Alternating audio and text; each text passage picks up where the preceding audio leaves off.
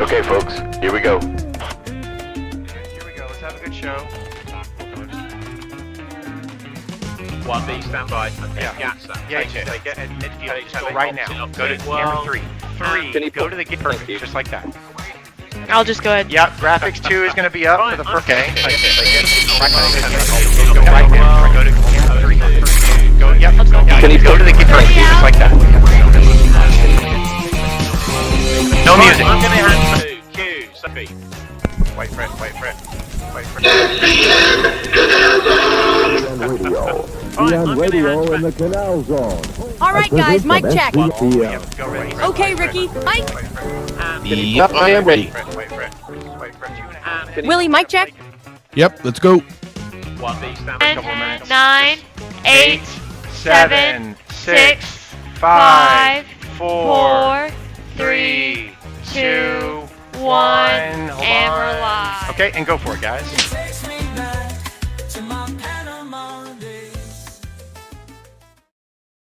Taking us back to our Panama days, but not the way we want to go there. I'm not sure what's going on.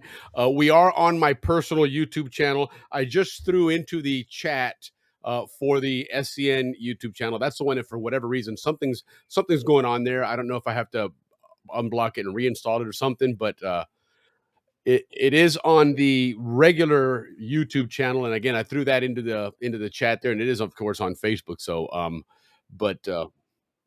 okay, I'm getting an echo on your end there. I don't know if you've got your show playing in the background or something. But anyhow, it is Friday night nonetheless. It is the beginning of the month, first Friday of the month, of course, which is our Canal Zone History Month. But it is happy hour at the Balboa Yacht Club, and not so happy hour right now, but hopefully we're getting things to work. Ricky, what's going on, man? Yeah, hey, hi everybody, and welcome everyone. All our viewers, worldwide viewers that come here so that Willie and I, both born and raised in a Canal Zone, can take you folks down a trip down memory lane here on the happy hour at the Balboa Yacht Club. This podcast, as you know, it's all about the Panama Canal, the Canal Zone history, and the Canal Zone way of life. And to that, we toast to you guys and hope for a good show. Yes, salute. Absolutely. It's really frustrating, guys. I mean, I checked it. It even showed the countdown prior to the show. You know, it's 3 minutes till, ready to go, and notifications, everything, and piece of shit doesn't want to work. Really? But it's working on the other YouTube channel, so it is something to do with that particular channel. Maybe I'll have to kick it out and throw it back in again or something, because it doesn't seem to want to connect to it for God knows what reason, man. I mean, I've tried no, every 3 which weeks in way. a row now. Yeah, so it is the video has been removed by the uploader. Yeah, no, I haven't removed anything, but anyway, nonetheless, the show must go on, and again, hopefully people will start chiming in from the other YouTube channel at some point, as well as Facebook. Otherwise, you have to watch it. I will make sure it does get uploaded to the YouTube channel there, so that anybody on the SCN channel can watch it as well. But Yeah, I just clicked on it and got me up there. So yeah, you're all right. We are on YouTube, but for some reason we're on that channel, like you said. yeah, All right, something's well, blocking it. let's get our show on it. Anyways, Willie, most of our viewers, I mean, the vast majority of our viewers watch the show afterwards. They don't watch the live show. True. Yeah, So we're doing this for you guys, and you guys that are with us, 6, 7, 8, 10 of you guys. Thank you for switching over. Yeah, We appreciate it, man. and we reluctantly will say to like and follow the subscribe to the SCN Canal Zone channel, but right now that thing's not working too well. So, but nonetheless, we will get it working and we'll get it to function again.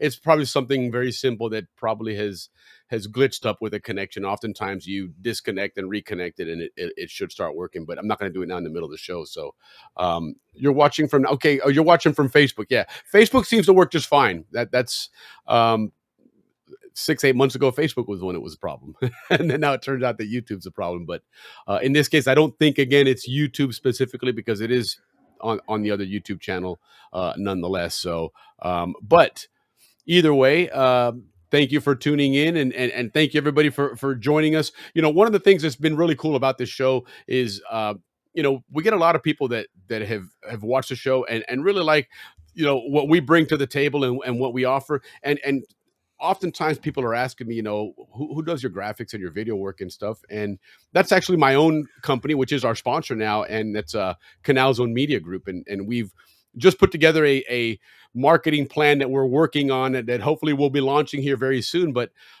if you're familiar with the Panama Days video, uh, we did that one, of course, and then again all the graphics on this show, the intros and everything else we do as well. So if you know somebody, or if you're in the need for any kind of graphics or video work, definitely give the Canal Zone Media Group a holler, because we do some quality work. Here's what latest one we're working on here with Howler Monkey Sauce, which is Yeah, I a enjoyed Canal this. Zone I company. But thoroughly enjoyed it. yeah, this is a lot of fun. Check this out.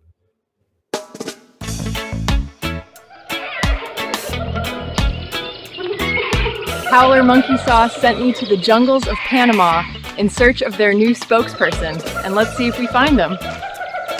Hey, listen, you don't need to keep looking for a spokesperson. You found me. I love this Howler Monkey hot sauce. Wow. Okay, and what's your name? They call me Gamboa up here in these trees. Roll camera and action. This one, the Amarillo, is going to be amazing on chicken. Trust me. Do you know a howler monkey who can describe the sweet heat of our original with authentic ají chombo peppers, or the fresh punch of verde where habanero warmth meets crisp bell pepper? How about the bold tang of Amarillo, yellow Scotch bonnets blended with mustard seeds? And of course, our hot, the same great flavor as original, with red habaneros for that fire. Our sauces are all natural, no preservatives, gluten-free, pure flavor and pure fire. Are you the next Howler Monkey spokesperson? There you go. So yeah, so that was a lot of fun to do, a lot of work with that, because that the thing about that I've learned with the AI, you can create a lot of really cool things, but the consistency is the part that lacks. You get a good scene, and then you want to continue it, and all of a sudden now the guy's shirt is backwards, or he has a different color shirt now, or something changes every time, and it's not as easy as just go back to this one and whatnot. So but either way, it's come a long way, and that's something that we do really well as far as marketing campaigns and videos and stuff, and like there's somebody chiming in right now, Mark, that that Panama Days video was a lot of fun doing that one, and that was one of the first big projects for that Canal Zone Media Group. So Yes, Mark, I know, Mark. Yeah. We're trying to figure it out to ourselves. We Unfortunately, are, we're man. not the tech guys that we need to be. And, Yeah, there's something's going on, and it's obviously streaming to YouTube, but for whatever reason, to the SCN Canal Zone YouTube channel, it seems to have been blocked for some reason. And maybe every time I do, after 100 shows, we got to upgrade or something. I think because this is kind of close to our 100th show. I mean, like I noticed we were like 97 videos or something like that on the. yeah, the and there's some SCN. extra videos on. There's a couple other things that are in addition to the show. So Maybe I think we that's figured what it is. Well, I mean, gosh, I hope not, but if so, we'll have to take stuff down, which I don't want to do. There's some really good stuff in there. I mean, if you guys check on our shows there, obviously the Al Sprague show is one that comes to mind as a classic interview. That was close to 3 hours. Yeah, that's a keeper. But either way, let's keep moving along here, because I know Dave's in the green room and he's got some Canals on history we got a good to throw show, our way, guys. and we've got a really fun segment we're going to do here in just a moment on the Canal Zone dictionary, which is going to be a lot of fun. Something Ricky and I are going to be doing, to have a little bit of fun with you guys, hopefully, that down the road on a somewhat regular basis. But anyhow, so what's going on in Panama, Ricky? Well, guys, we got a little bit of a news brief coming up. Not much, because we did a big bochincha last week, but we like to inform you guys on everything about the Panama Canal. That's what the show's all about. Yeah. So the Canal Zone government today is known as ACP.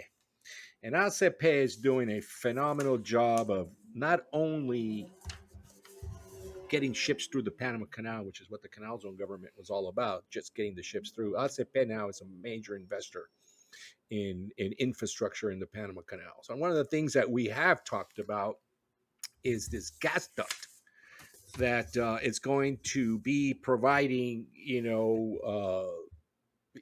liquid gas and regular gas. What would the other one be? You got liquid gas and what's the other form? LG. LNG, that's liquefied natural gas, and I'm not sure what the other one's going to be that they're going to It's put just out straight there. up oil, petroleum going through the Okay, pipelines. So right on. the two. And they just came out. The president went to Japan to do business with the Japanese. The Japanese are going to be funding this project, Interesting. ASEP project. Now they just came out with the statistics for it and the numbers, job creation for during the construction of this gas duct, Right. 6,500 employees. Nice. Because Panama right now is all about getting jobs. And then when it's in operation, 9,500 people are going to be working at that, on that new infrastructure. Now, the return on investment on this humongous project during construction, it's about a $2 billion project. During construction, 160 million in taxes and that kind of Sure. stuff. And then while they're in operation, the return on investment, aka the ROI, 1.5 billion a year, Willie. Nice. The canal leaves them 5 billion plus another 1.5 billion added to that. Right. And which this together adds $2.7 billion to the GDP of Panama. So that's just an incredible project. Heck yeah, man. Now, why did they do this project, you ask? And it's one of the strangest reasons is to save water. Yes. Right, because now all those ships won't be going through the canal. They'll be parking on one side, everybody parking on the other side. And so I guess the supply side will just be paying to one side of the canal, and the demand side will be paying from the other side of the canal to wherever the destination is. Sure. Yeah. So speaking of water and saving water, as we know from all the weeks of Bochinche, Rio Indio, the new dam they're going to be building in the Panama Canal. We have a quickie map to once again, because now we can pinpoint exactly where the dam is going to be.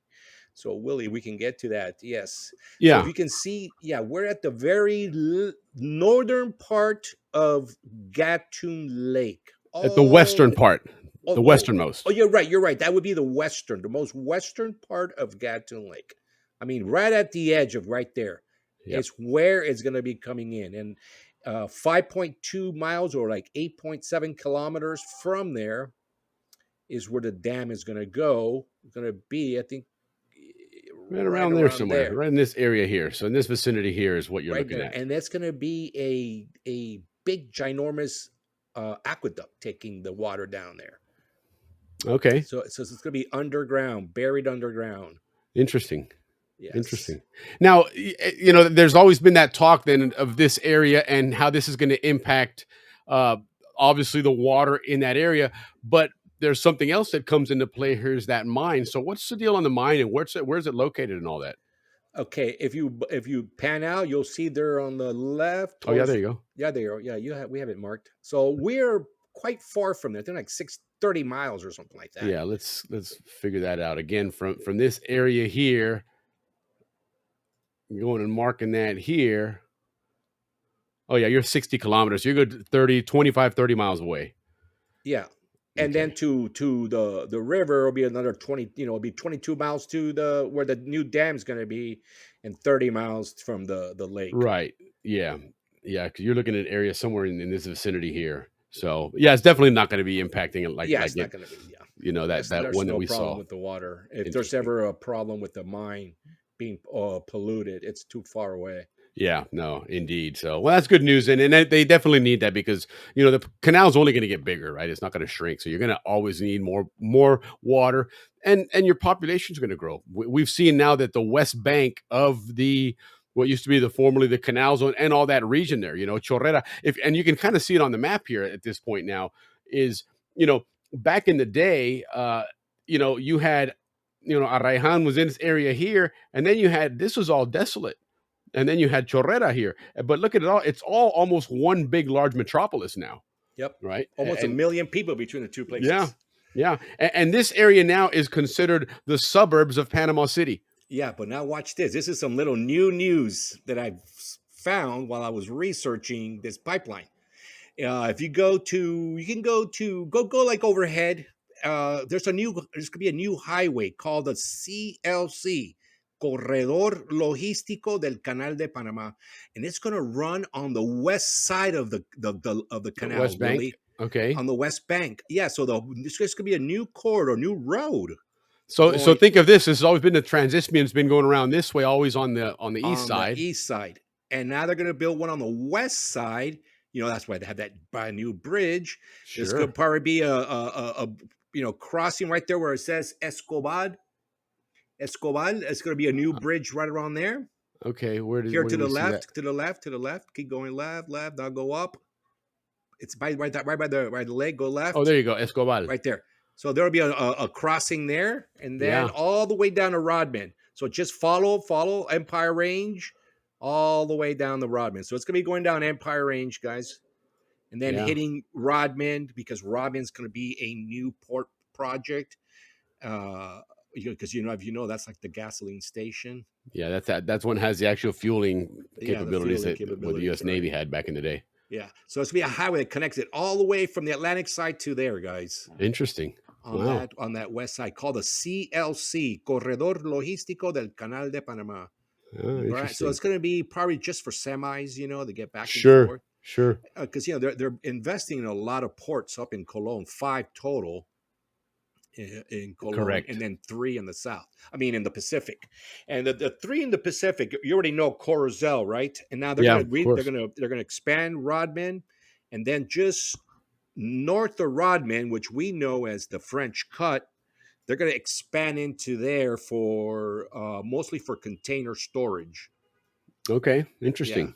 So, and then there's another port which I don't know much about it, Willie, but I hear it's already it's already working, called Palo Seco, which I believe is the flat top island. Well, Palo Seco was the leper colony back in the day. Oh, well, that's what the next port's going to be, too. The next port so project. Right in this area here. Because remember, the leper colony was down in here somewhere. Yeah. Well, this will be another big port built in that area, Palo Interesting. Seco. Yeah. Interesting. And this is all ACP, a.k.a. Canal Zone government, doing these projects. So the Panama Canal is no longer going to just be getting you through the locks. It's going to be a much, much bigger operation. Yeah. Yeah, no, that's amazing, man. Yeah, it's an amazing thing that they're doing. Now, a little bit on the good news, guys, because we always have good news here. This is a short one. On the good news side, as we had this guy from San Blas just recently, and Elias. And it was good to talk to him. We learned a lot about the spacing, how far everything is in between. Well, now with the national government and the athletic club Barcelona Soccer Club, together, they put together a new way of delivering medicine in the San Blas. Medicine now is going to be delivered with drones, Willie. Wow, how about that? Yeah, how about that? So at San Blas, because, as you guys remember, and the map of San Blas, there's tons of little islands. Well, now they will be getting medicine through a drone program.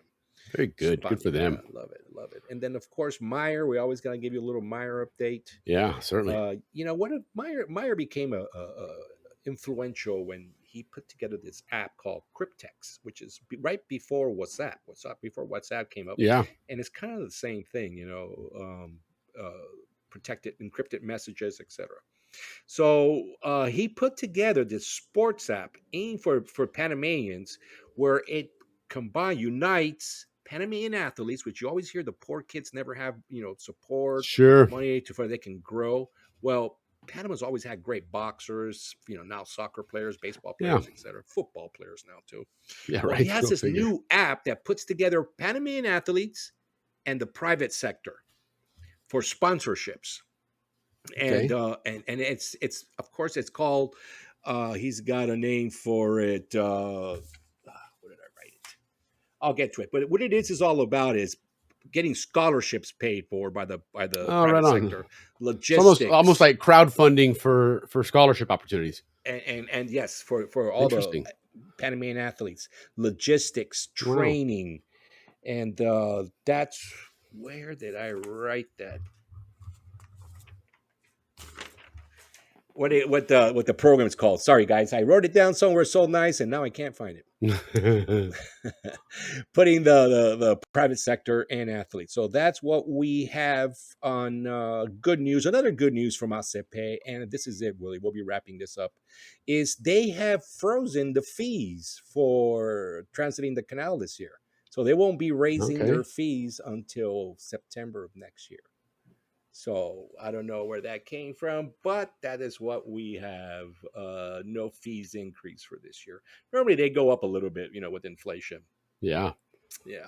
No, well, and you know what? I mean, there's been a lot of volatility in markets and everything for the last couple of years. So it's kind of nice to have some stability, at least somewhat opportunity to plan a little long term, and have that set up that way. But yeah, I gotta jump on. I think I must probably have to jump on Facebook and put something on there and put the link to the other YouTube channel, because I keep getting messages. I'm like, sorry, I can't, nothing I can do about it. But like I said, guys, it's streaming to one YouTube channel. Just for whatever reason, the main channel, the SCN Canal Zone channel, it's not doing it. So I'll figure out what's going on. I may have to uninstall and reinstall that connection to the streaming service tonight, here.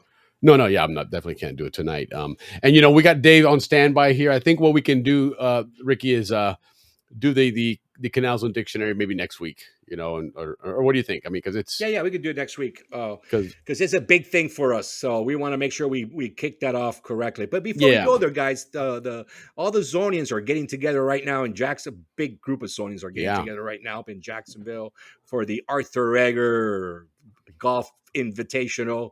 They actually call it the Art and Friends Golf Tournament in Jacksonville, Florida. Now, if you guys remember the Egger family, very influential Zonian family. Certainly. They had in the Cayuco, they always, they made their own boats.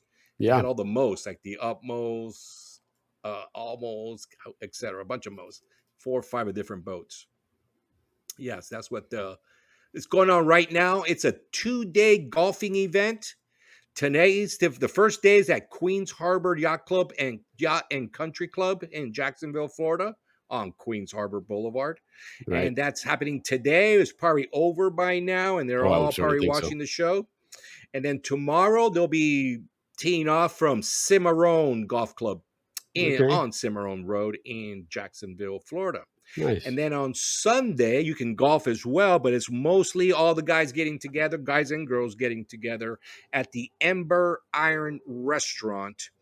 And it's going to be football night, the guys talking about their great scores and whatnot. So it's 3-day event of Canal Zone get together, guys.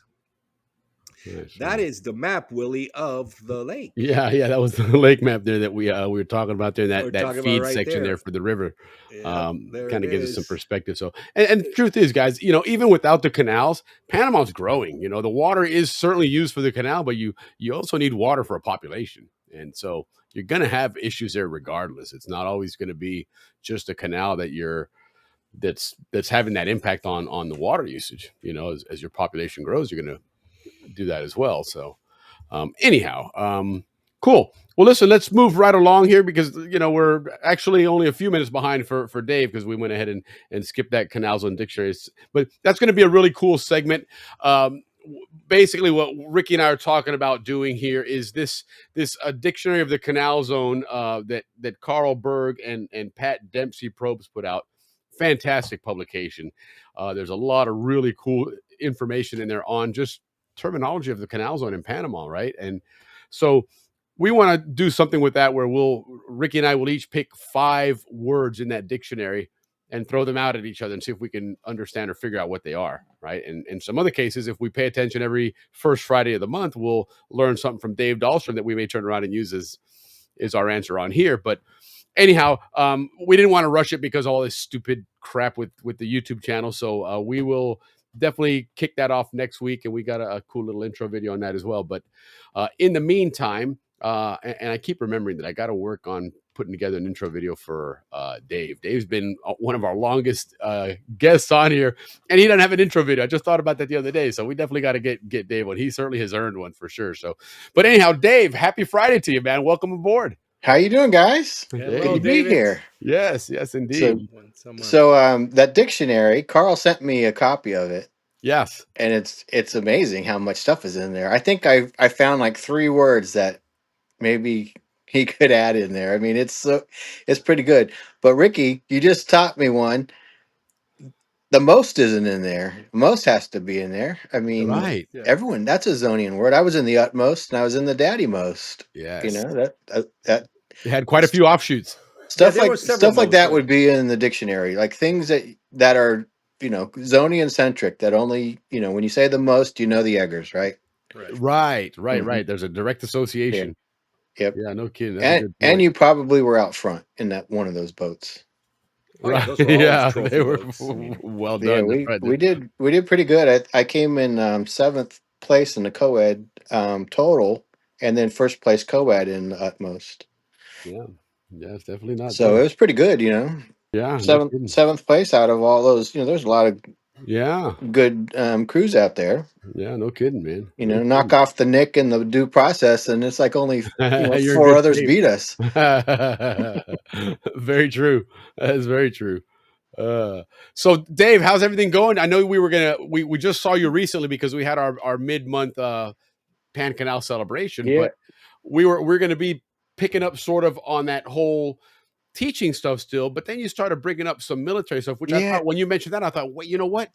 We just had Bud Tristano on, so what a great transition to that piece right there, man. Yeah, I wanted to finish up some of the school stuff, but it's like, I don't want to do it 3 times in a row. Right. And so I started putting together this program, and and of course through the research I started discovering new things and new things. And I started realizing how amazing the military was in the Canal Zone Right. and how it basically formed that country. Not to mention all the men and women that joined the service, served during the war, and Sure. all the efforts they went in there. And it's an amazing story, and I'm learning about it. It's like things I never knew. I knew more about Panama and canal and the civilian canal zone, but there's Right. a military canal zone. Because I mean, it was when I was a kid, you didn't go on base that frequently, Mm-mm. No. um, and you couldn't go into the commissaries and all that type of stuff. It was Sure. kind of like you weren't necessarily not allowed to go there, but I always remember like going through the guard gate. I always wondered if they were going to let you in. I mean, Right. Right. there was always this kind of like you're an outsider. Um, It was very different, and even for me living on Amador Road, mhm. because again, we've talked before about how Amador was a little bit different. It was kind of an open base, Yeah. and so we used to ride our bikes through there all the time, but you still knew you were on base because everybody was walking around in uniform, and you'd certainly see somebody walking by someone else and saluting them and all that. Oh, So yeah. you Right. appreciated And all of that, and you yeah, know, I lived on Fort Amador my last 2 years in the Canal Zone, and back then it was joint Panamanian right? and I guess it was Army and Navy. Yes, correct. And yeah, and I ended up being like the pickup bus for all those guardias. That I'd come driving down that road with my pickup truck, and they'd stop me, and they'd all pile in the back and take them to the YMCA so Catch the they bus could go home. do their stuff. It's like, but the guys, they had M16s out front and stuff like that. So I mean, and you had to drive. I think in like Clayton, it was 15 miles an hour. Yes, But right in front of the headquarters there, you had to drive 10 miles an hour. You know how hard it is to drive 10 miles an hour? Oh ridiculous. my God, It's especially when you're 18 ridiculous. years old. But Yeah, it no, was different. So and I can imagine for a GI that moves down to Panama from the States at 18 years old, that have been driving at 60, 70 miles an hour, it's probably even worse for them because, we had a bit, in the zone, the speed limit was what, 35 kilometers or something? maybe 40 going out Gamboa Road, right? Yeah, you're yeah, no, right. we had like 2 roads that were 50. Yeah. Yeah, that was it. That A was your Gamble speed. one and one on the Atlantic side. Hmm. Yeah. Yeah, So it was, I started learning about things. And so I decided I was going to do things on military, and I got started doing it. But then as I started getting into it, I started realizing how little I know about military right. stuff. And I started learning about all these different, I mean, we talked about Southern Command and that type of stuff last show, but there's there are so many different units and brigades and squadrons, and I don't even know the lingo. Yeah, exactly. And it's like, I need to be educated about it. So Sure. what I've learned, I'm gonna share it with you guys. Right on. And there's gonna be some of the audience that says, "Yeah, we knew all this stuff." But I would imagine most Estonians, probably like me, it's like going to the Atlantic side, right? It's there. You just never went to it. You just never went to exactly. Right. No, you're absolutely right. So, You don't know what the makeup is. What so, was the um, 193rd so Infantry tonight Brigade? I want to dedicate history of the military, and basically I'm going to go back. If you go back to 1846 and stuff, it was called New Granada back then. It wasn't Colombia yet, and it wasn't Panama. True. True. And so basically, it's history from New Granada, Colombia, Panama, and the Canal Zone. So it's basically between 1846 and in 1955 era. Okay. I do fudge into the 60s and 70s a little bit. But for the most part, it's going to be stuff that happened before probably this audience was born. Like my dad Certainly. was born in 35, but he's no longer with us. So basically, from like 1945 and before, it was different. Yeah. And we didn't grow up with that. We didn't know about it. And just like we learned about the old canal towns, not everyone knows about all the canal towns. So we're going to talk about some of the military Sure. installations that were there. Um, and then I have a couple of where am I's, and these are going to be military themed. Right on. And I have a Famous-onian will be military themed. And then a kind of a follow up from our last show when we were talking about the Goethals Memorial. Oh yeah. I learned where Sosolo was, so I'm going to share that Okay. with Right you. on. And then I found some other information on gold and silver that kind of changes my understanding of that. There Okay. are some Canal Zone um, government memorandums on the issue, and we Interesting. may or may not have time. But what I was thinking was that there's kind of like a gold zonian, Right. gold standard zonian, a silver zonian. And when I mean that, I mean it's kind of like by area. There were gold Right. towns, and then silver towns, and then what I'm calling uniformed towns. Okay. And we didn't have silver towns when I was growing up. No. But the ones that were there, I can't say that I went to them very very frequently. The No. and even the military bases. That's what I call uniformed. I didn't go there very often. Like the first time I went to Fort Davis was my trip last year or two, and the driver we had took us in there, and we drove around Fort Davis. And was like, wow, I've never seen this before. Right. You had no idea I where don't you know where were. I'm going. He's like, where did I go? I'm like, I don't know. I've never seen this. Yeah. So that's my topics tonight. And Cool. so let's Cool. go Well, to the map yeah, absolutely. that's on there, and it's the third slide. There you go. And I think this kind of illustrates. I lost my. Yeah, this is a great map. I like this All map. I've right. seen this map before. It's a great map.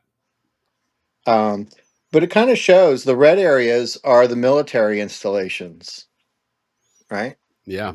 And then the yellow areas would be, a lot of it's And just they're not rainforest, right? exact in size, but they're somewhat accurate there. It's interesting to see, for example, you see Fort Clayton there, and next to that, I have to assume is Albrook, Yep. which is considerably smaller than Clayton is, Right.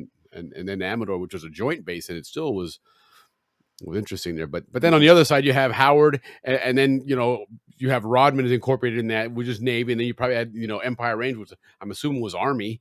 Right. So interesting. Yeah. So basically, you have these different parts of the canal zone. Like the canal zone can be dissected into different zones itself. And like we never really went into the red zone, Right. but a lot of my friends lived in the red zone, right? Oh, the slide. Well, I know. I mean, we would go there, but it wasn't We like didn't a frequent it. daily infrequently. Yeah.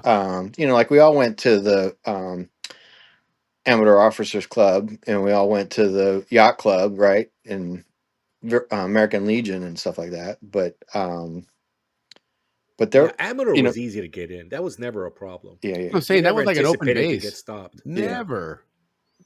So that's kind of got me thinking about some of this stuff. All right, so that's going to be the theme of the show tonight. Is kind of like what was happening in that red area, and then Sure. also there were military bases outside in the green Correct. area, Yeah. and we're going to talk about those because I don't think a lot of people know about that. Yeah. Right on. All right, so my first one is where am I? Okay. And this isn't old No, certainly not. necessarily, but I just kind of want people to kind of That guess. that looks like it wants to be the tunnel underneath that bridge tunnel on the way to Gamboa past Summit. That little tiny tunnel. They should have looked like that instead. All right, Hmm. it's west of that, No West way. of that. very far west of that. Oh, it's on the other side of the canal, It's on the other side of the canal. on the west side. All Right. right, But, I but would say, well, it could very be far part of west. that new road that they're building or planning to build. Right. Is it No. on the Empire? No. All right. Okay. No, it's further west than that. All right, go to the next one. Here we go. Chorrera then. So building of the Pan American tunnels under the runway at Scarlett Martinez Airport. Oh, Santa Clara, of course. Rio Hato. Rio Hato, yeah. Rio Hato. Ah. So what they're going to do is so that you just bypass the airport. You just drive underneath it. This was a photo done in I think 2023. So I think it's there now. Okay. And I never went over that runway until like 1984.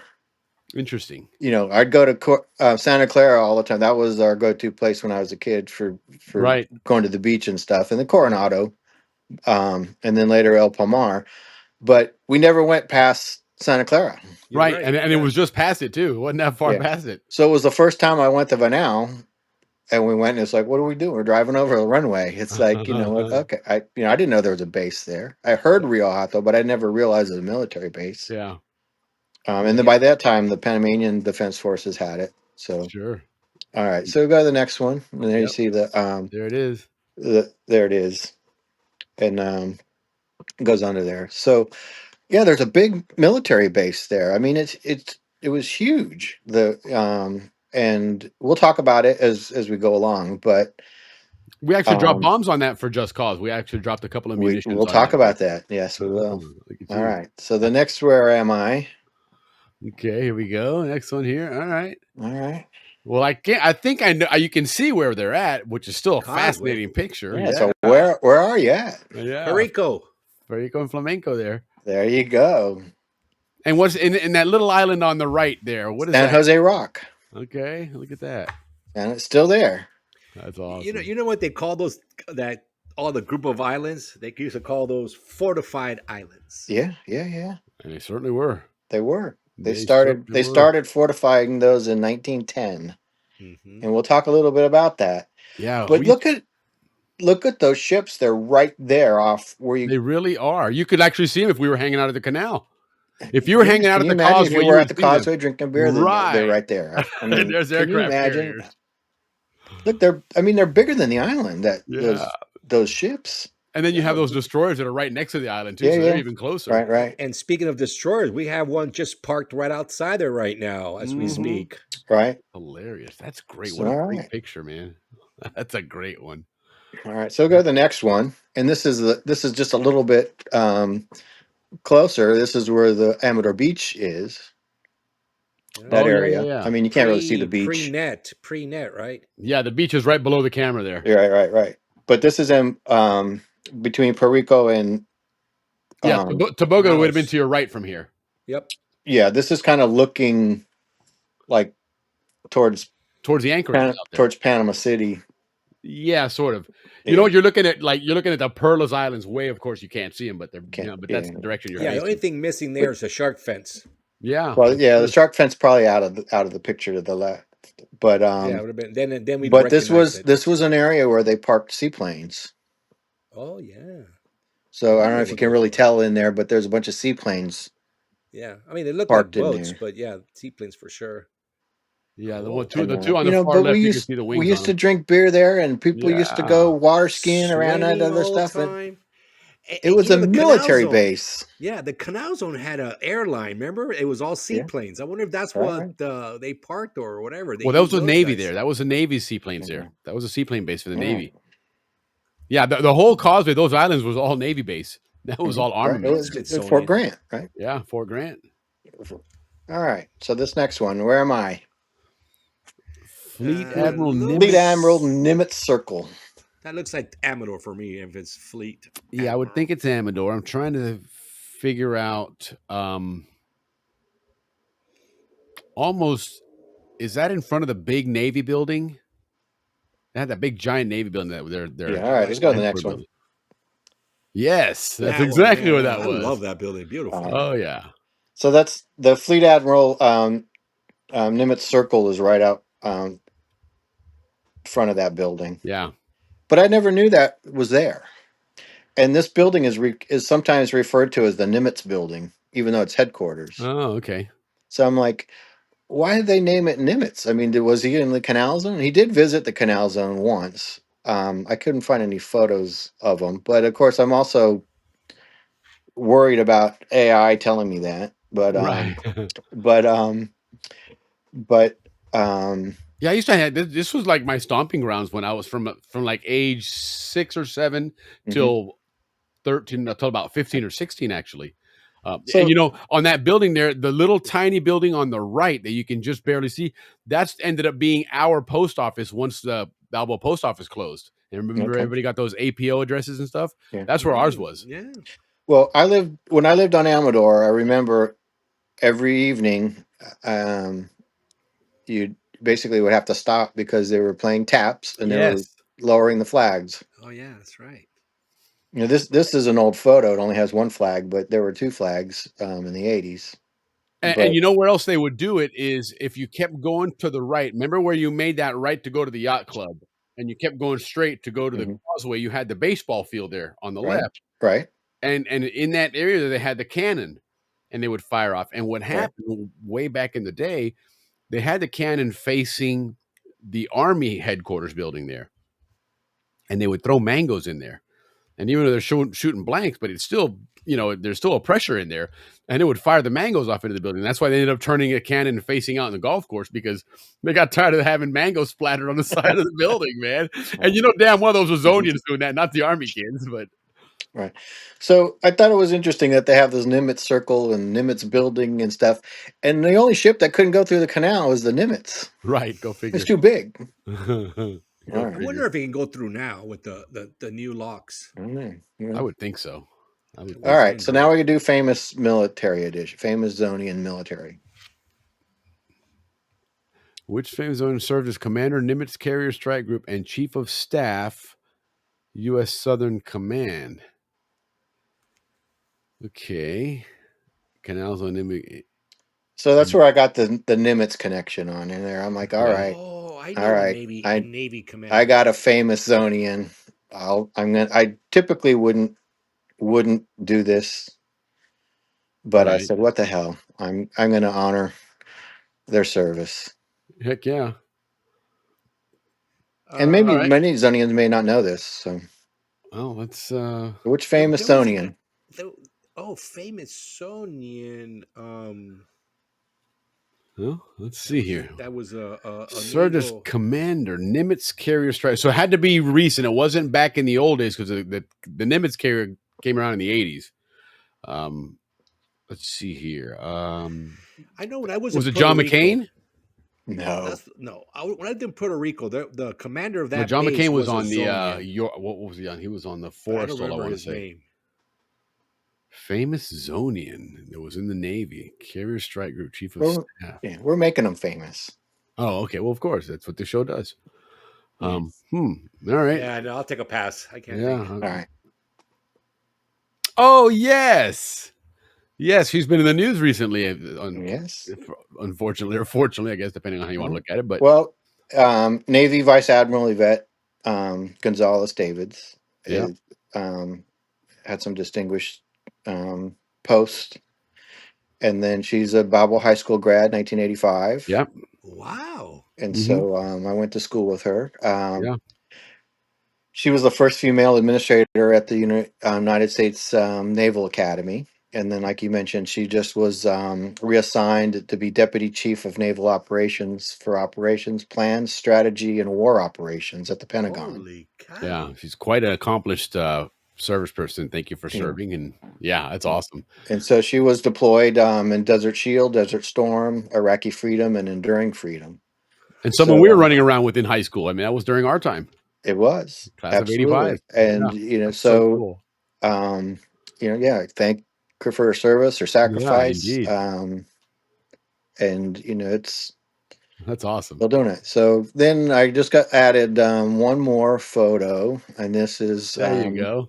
This is Vice Admiral Davids. And she was just a plebe at the Yeah, university right. visiting Panama during Christmas break With at her El Palmar surfboards. Road. That's awesome. Yeah, That's saying hello to me. So, all right. Good stuff. So Right on, man. That's cool we stuff. won't embarrass her anymore, but thank her for her service. Yeah, All right. thank you for your service. For So sure. move on to one of the things we talked about during the August 15th show. Yeah. The ANCON. Going through the locks on opening day, right? And it's all decked out in flags. I mentioned that it had a peace flag at the front. I don't know, like a Greenpeace. I can't remember what. Okay. There was some organization. And the ANCON and the Cristobal, they went to the United States, and they would bring back cement from Oh wow. Okay. Pennsylvania. Wow. And I'd commented it many times on the show that I thought when the ANCON went through the canal, it probably had cement that it was Sure. carrying. It was working. Everyone Heck else yeah. was there Might as for a well. party, but it had cement probably going to build our houses or the locks or whatever Yeah, they no doubt. needed the cement for. Yeah. But when I read the article, it said that it had one of those fortified cannon guns that was destined for Fort Grant in its Wow. hold. Interesting. So I started looking at the different models of cannons that they had to try to figure out if I could find out if that was true and which one it If it would fit was. in there. And so this is what I found. Let's go to the next one. Okay. All right. So this is a 14-inch cannon. It was built by a company in New Jersey, and it went through training or testing and stuff at a proving ground in Sandy Hook, New Jersey. And so this is one of the guns. It's called an M1907, and it was sent. I think two of them were sent to those fortified islands. Oh wow. Okay. So they had two 14-inch guns, and then they had a 16-inch gun. And so I think it was one of the 14-inch guns that was in the hold of the ANCON when it was going through. Oh, there you go. Because this when you look at the records, it said that the guns were installed in 1915. Okay. Okay. So they And probably for what it's worth, guys, a 14-inch gun, to appreciate the size, obviously you can see the guy standing there in the photo as well. But remember back in the mid 80s, I think it was either the New Jersey or the Iowa went through the canal and docked in Balboa at Pier 18, and it was open for visiting. And I went on board and watched that. And I remember standing underneath those guns, and I mean, you're just in awe at the sheer size of those barrels, and there's three of them on each gun. It's really impressive, but it shows you 14 inches is the diameter of the shell that's coming out of it. That's what it shows. Yeah, and so inside obviously diameter too. Correct. And so it's much longer than that and whatnot. But that again gives you some perspective of what a 14-inch gun is. But now I know that they have these model numbers, the M1907, and then they know exactly where they were, whether they went to Hawaii, they went to San Diego, or they went wherever. And then this one has a disappearing carriage, and it has its own model number. So I'm learning what a disappearing carriage is and all that stuff. So we go to the next one, and this is a 16-inch gun, and this is what I thought was in the hold. and this was the big one that was out Yes. at Perico Island, and it was built in 1902, and it called it a battleship style gun. It's not the same as what's on a battleship. It might be the same size, Correct. but there's a Navy version of it. This one was built, and then they're like, now what do we do with it? And then they're like, it took them 7 years to build it, and then it took them like 10 more years to figure out what to do with it. But they sent it down to Fort Grant, and and I don't know if I guess these guys are standing on it at Fort Grant. It must be installed, but you can see that shell. That guy standing there, it's like the size of a man, right? Yeah, absolutely. Bigger. Absolutely. So all right, so then we go to the next one. And this is back at Sandy Hook, New Jersey, at the proving grounds. That same gun, and I guess it was the thing to do was to sit and stand on one of those things, Right. right? So, Right. Well, it gives you but perspective of the size, yeah, you know. yeah. So, and then the next one is when they're getting ready to ship it, and this is where I found out. Well, it wasn't the 16-inch gun because it was shipped January 1915, and we know that the Ancon went through on August 15th, 1914. Sure. So Yeah. So it that one must have came been out. one of the 14s that went. Yeah, there you go. A little sleuthing There you there. go. And then this one, it's a replica of that 16-inch gun, but they sent that to the World's Fair, St. Louis World's Oh, Fair, very good. and you could see all the different shells that God, I guess incredible. it could do, or maybe it only shot the one on the far right. Yeah, the ones on the left are awfully small, but who knows? I mean, maybe they fit inside. I mean, you got those big pipe looking things, Mhm. so maybe that's some kind of an adapter. All right. So these are the cannons that were on top of the The the Causeway Causeway Islands. Islands, and Yeah, that's why they call them the fortified sure. islands. And they were designed to protect the canal from sea attack. Yeah. All right. No, yeah. And So then then, Reese chiming in there, 16-inch guns on the U.S. battleships. Yeah, the Yamamoto had 18-inch guns. That was the largest guns out there for sure. Large, and unfortunately, was never in a position to yeah. do anything with Well, them. that 16-inch gun, when that was built, that was the largest gun. Correct. Correct. Um, so the next one, I'm just bringing this map up because we'll talk about some things. But we've always talked about the canal zone being 5 miles, either side of the canal, 10 miles wide, right? And then we talk about, well, now we've got the Madden Lake and those types of things, and then the 1955 treaty, where lands were reverted from Cologne and Panama. But if Yeah. you look at this map on the right side, you can see Panama is just a little enclave. It's like a little carve out. It really is. It's almost, where from our perspective as kids growing up, Panama City looked like the big city and Little Balboa in the Canal Zone. And Mhm. as it turns out, Panama was the little piece that was just kind of carved out there for you guys, and the rest was all Yeah. U.S. territory. They had to do a survey and figure out where that red line was, Interesting. because there was no need to have one before. Right. And back in 1910, Panama City, the city's population was 22,000. Oh, wow. So it's easy why you could see why they would just say, hey, carve out a little area here. Yeah, It's more than because there's enough. only 22,000. Right. You know how many people were in the canal zone in 1910? Uh, 40,000. wow. You know Look how at many that. people were in the canal zone in 1912? 60,000. Wow. That's amazing. So the canal zone, and that's Atlantic and Pacific, and then all the line Sure. towns in between. But Panama City was not a very populated place. And when Okay. we talked about last time about how many Panamanians worked on the canal, if half the population is female, then there's only 11,000 people. And then if some of those percentages are children, it's even less Right. people. And then how many are older, that aren't between like 18 and like Yeah, 50. certainly. So it's kind of like, all right, well, the 350 of you are left, you're going to come work for us, right? You all So got a that's job. why the number is kind of low, is just because the population There was wasn't low. that many Panamanians then. That makes all the sense because I Yeah. always wonder why weren't there more Yeah. Panamanians working on There that? weren't Panamanians then. Because there weren't any then. Yeah. Wow. I think there That's were good only, stuff. I can't remember It'd how be many. interesting to find out what happened after that whole negotiation and the treaty, the first treaty. How many people moved back to Colombia that decided, hey, I'm going back to the motherland kind of thing, and maybe some population dropped there as well. Probably none.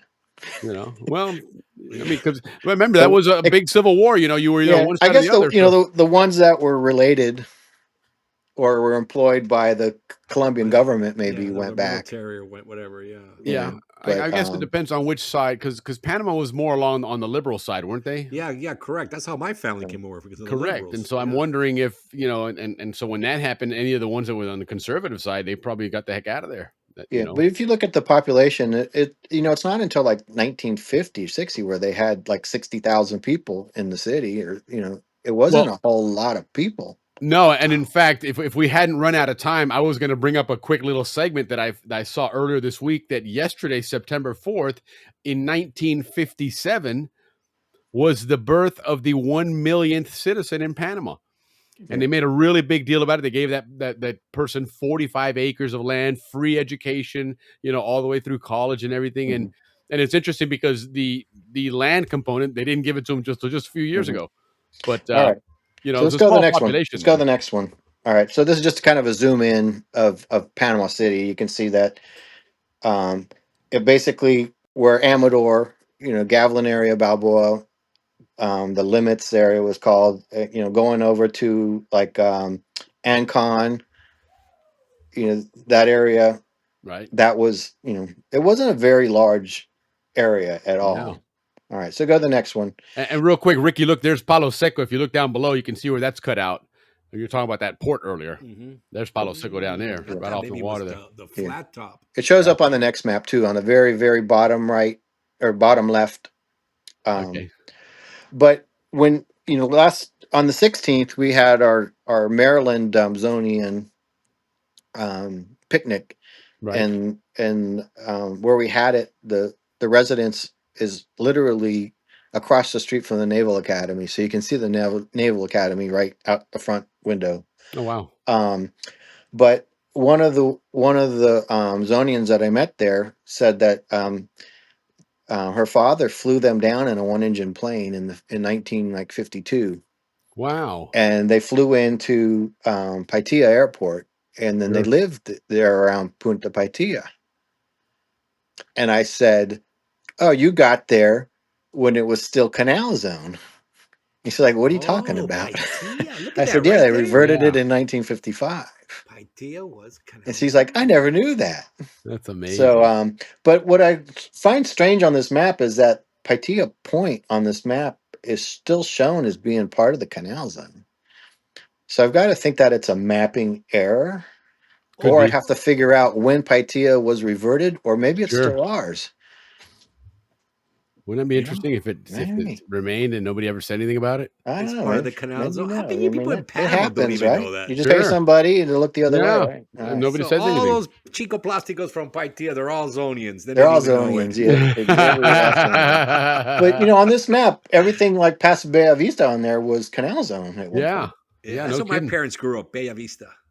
Both my parents. Yeah. All right. So that's just something I wanted to point out. The Yeah. other part of it, if you look at this map, you see the railroad Yeah. coming in, and then you've got all that railroad, like where the wharf is.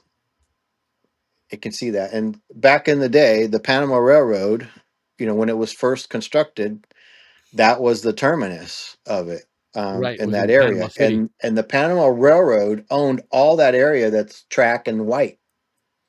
Oh wow. So go to the next one. Okay. And is it zoomed in a little bit more? Not I think really. the other one seemed like it was zoomed. It gave Okay, you I got them backwards. Let's say hi real quick to a big bunch of guys that are watching. Yeah. We do have quite a few people on there. Hi from Hot Springs Village, Arkansas. Steve Yes, Topham, they got Bob quite the Vinegar. group there. Look at that. Yeah, Bob Parthes, Colin Creel, So- Rod Snyder, Kenny Gall, Dennis Hannigan. These are all big All right. Zonians. Paul So- Bierman, Rick Dubeck, Michael Young, and Chuck Suko. Right on, guys. All right. Thanks for watching the show. So in the 1955 treaty, they reverted the lands of the Panama Railroad and all the buildings and stuff. And so all of that, even though it was in Panama City proper, it was the landowner was the Panama Railroad. And so you couldn't do anything with it. No. But then with that treaty, they gave them all this property, and it caused a big ruckus on the U.S. side because there was a lot of value real estate that was given up.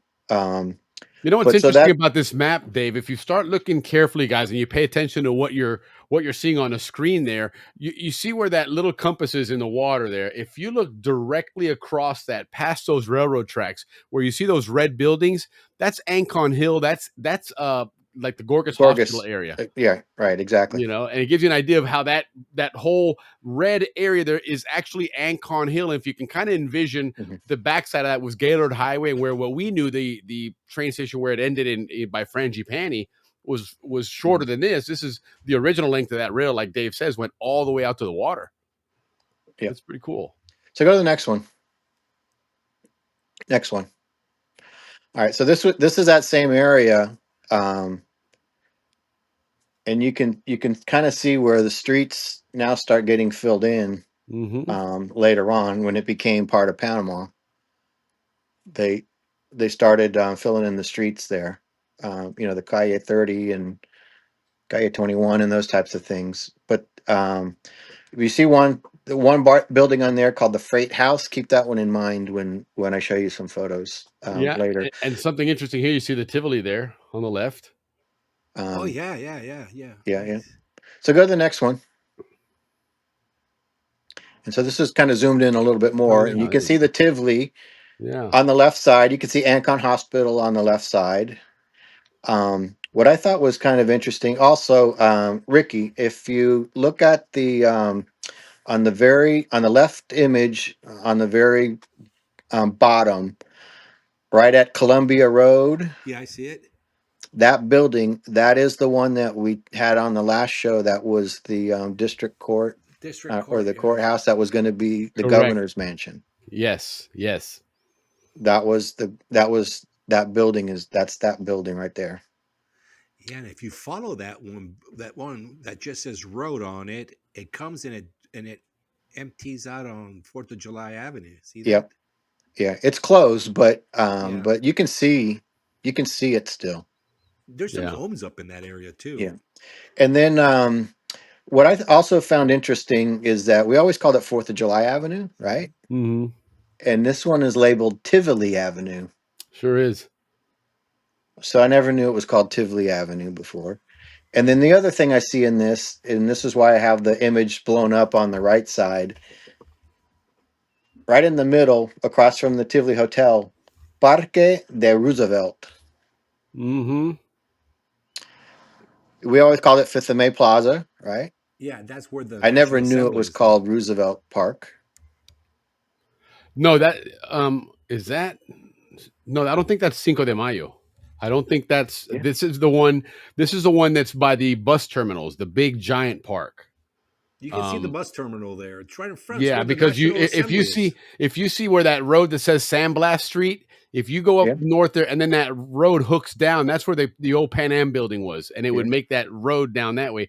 Is that that's not Cinco Plaza Cinco de Mayo was off of Central, wasn't it? It's just up to the Well, left. Central is on the right side. Correct.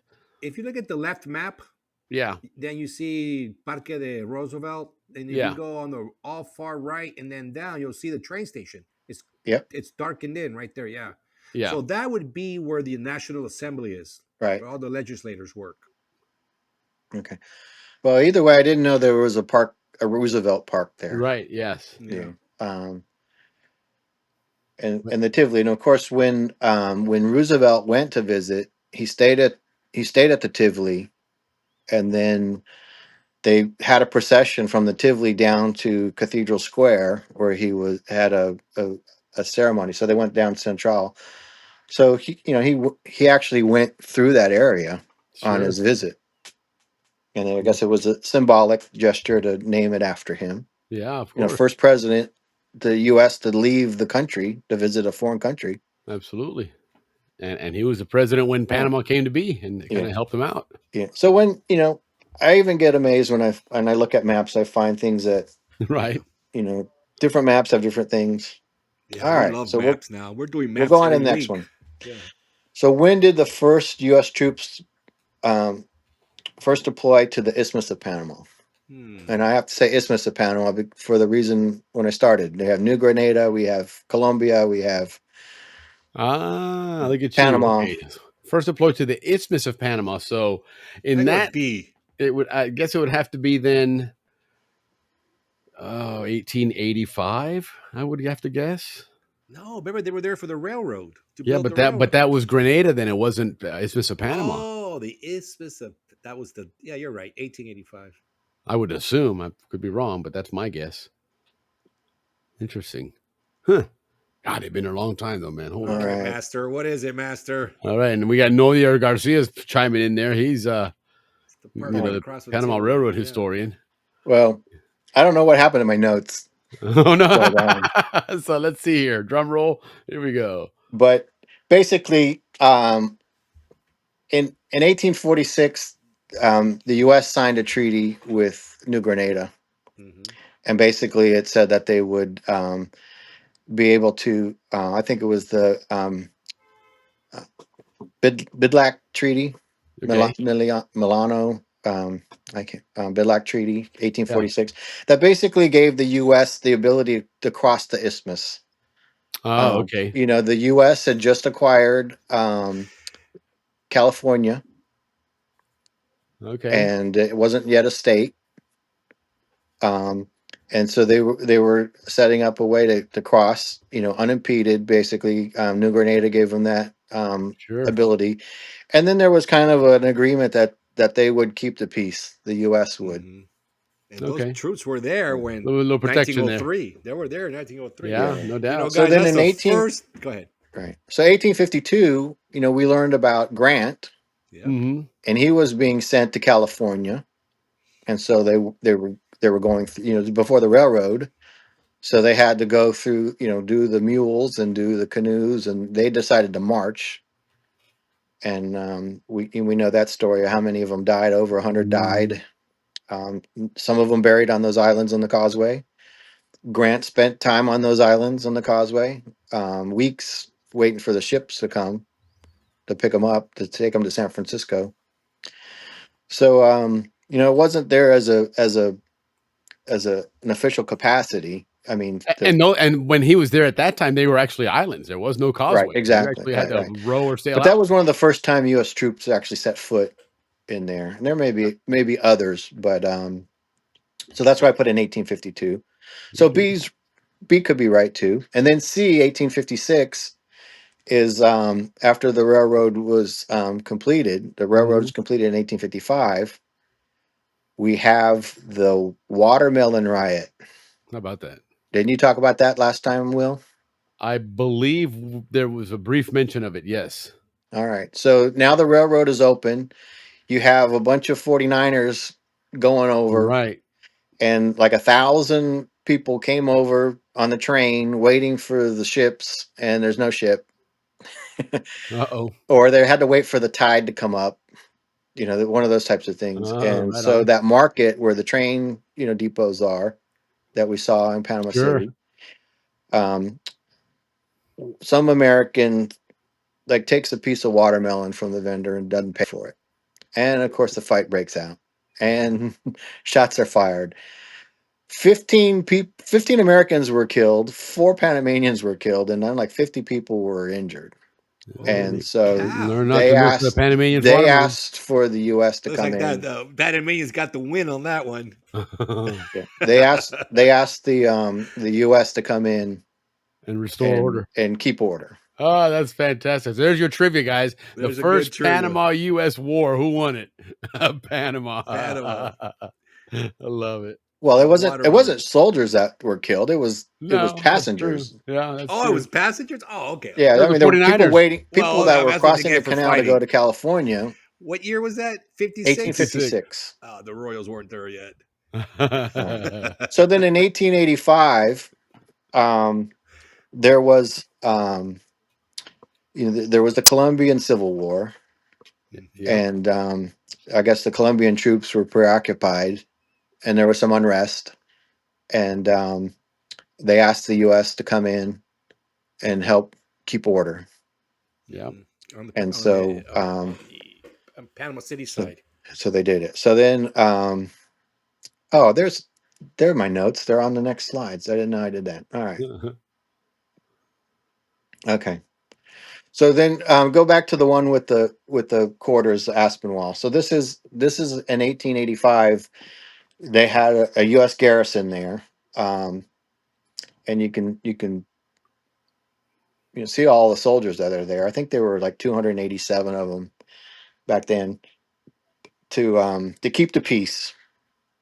So that was really, I would say, the first time that they were like In official asked capacity asked working there. to come and keep the peace. Sure. But I think they had crushed a couple of civil uprisings, many for for Colombia, because Yep. the Okay. Panamanians were regularly trying to. 53 times Yeah, before yeah, that. yeah. So I think in between 1852 and this time, there probably were many skirmishes that were Hmm. handled by U.S. troops, I guess. All right. So the next one is in this is in the freight shed in Panama City, the one that I said, look on the map Yeah. at. So this is inside that building, and this is an armed car, and I think in the center you can see like a cannon sticking Yeah, sure does. through there. So this is Like an opening, they wheeled it in there. 1885, Wow. How and about so that? it was a loaded streetcar. Yeah. All right.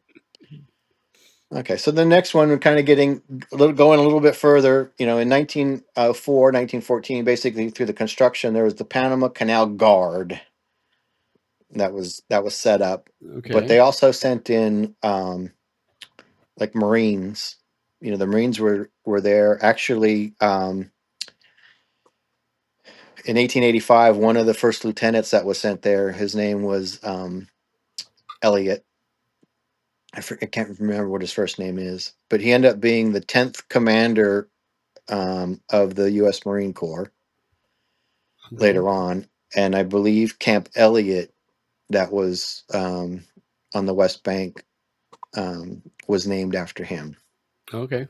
Right on. But then the Panama Canal Guard from 1907 to 1917, and then in 1917 they established a separate military, and that was the Southern Command or Caribbean Command.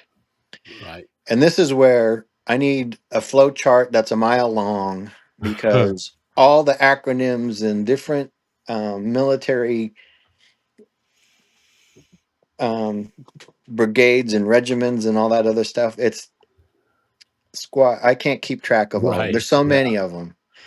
I started learning, the numbers that are used for cannons. I started learning the numbers that are used for aircraft. I started learning the numbers on all this stuff. It's the whole dictionary. We need Oh, it Carl to is. come with a Military dictionary about jargon all is the a military whole, terms yeah, that are it's a used whole in the different canal world zone. of But it's something speaking. we should know because it's part of our history too. Yeah. And I didn't know it. So basically, my presentation tonight is going to focus on the next one, which is these airfields that were set up primarily World War II, Right. and there were um, over 20 airfields set up across the country of Panama, because the Germans had a bunch of U-boats, and they were always lurking out in Pacific and Atlantic, Caribbean, Yep. trying to pick off ships. And they were the U.S. was worried about an attack on the canal, and they set up this whole system of airfields with reconnaissance planes that basically would go out and hunt for submarines. Wow. They also set up signal towers so that they could communicate with Central America, South America, and other places. Like there was a signal headquarters in Rio Hato, and then there was one in Trinidad. And that way they could talk to each other and monitor German U-boats and such. And apparently, the German U-boats would sit out in Caribbean, and ships would come out, and they'd just pick them off. And the U.S. was trying to get Panama was neutral at the time, and because they were neutral, the U-boats couldn't Could attack. torpedo Right. one of those ships. So Yep. the U.S. was trying to get their ships with Panamanian flags on it, so they wouldn't be shot, and they could send stuff to Europe. And they're like, no, we're not going to do that. So, but anyway, they set up all of these airfields around, and I started looking at them on aerials about where they are, and they're like Paitilla Yep. was one of these airfields. It's like right in your backyard. You didn't even know about it. And Chame, right when you go past. Remember, there was a place Yeah. called Choripan. Yep. Mm-hmm. Right behind there was an airfield. Yeah. Chorera had one. Chame had one. Anton had one. There was Madden had one. There was I flew out to Calzada Larga when I was first. Tucuman was one. Yeah. That's what Tucuman started out was being as one of Correct. these airstrips and stuff Correct, like that. because the actual airport for Panama and everybody was in Balboa. Right. And so we know France Field, and we know that was the first one. And that one, apparently, we've talked about Cologne being like very low and had to fill stuff. And, so that area, and there's a lot of rain over there. So that area was always wet. They called the runway, it was very muddy. And I think that's why they had a lot of those float planes, is because the Sure, it's runways were more crap. practical to be a seaplane base. Right. So, and the runway was short. And so that was really one of the impetuses to develop Albrook. And Albrook opened in 1939. Huh. And then they also did Rio Hato, which was more of a training base. Um, um, and then Howard as well. But some of these places, you probably never heard of them, but these Right. were These were Part of the airbase network. part of the airbase network. Yeah. So we had American soldiers there. They had American buildings. So all across Panama, there are U.S. bases and U.S. personnel, and we were everywhere. And It when you wasn't a got the bad Rio gig to have in Hato, World War II. and you had to cross the runway, Right. you had to go through the U.S. military first. Yeah, you were across the military That base. caused a lot of angst with the Panamanians. I can imagine. The same thing when you're going across the canal. All of a sudden you got stopped by U.S. and it's kind of like, hey, this is our country. It's like, I mean, no, there's a it's list. not. Right, of There's course. 20 bases here. That's a lot of places to occupy. Right. And one of the reasons why they're not there anymore is that after the war, they realized it was going to cost like $11 million just to To support them. and then another $100 million to build them up, maintain them. Sure. And that's a lot of money. $100 million in 1948. Heck yeah.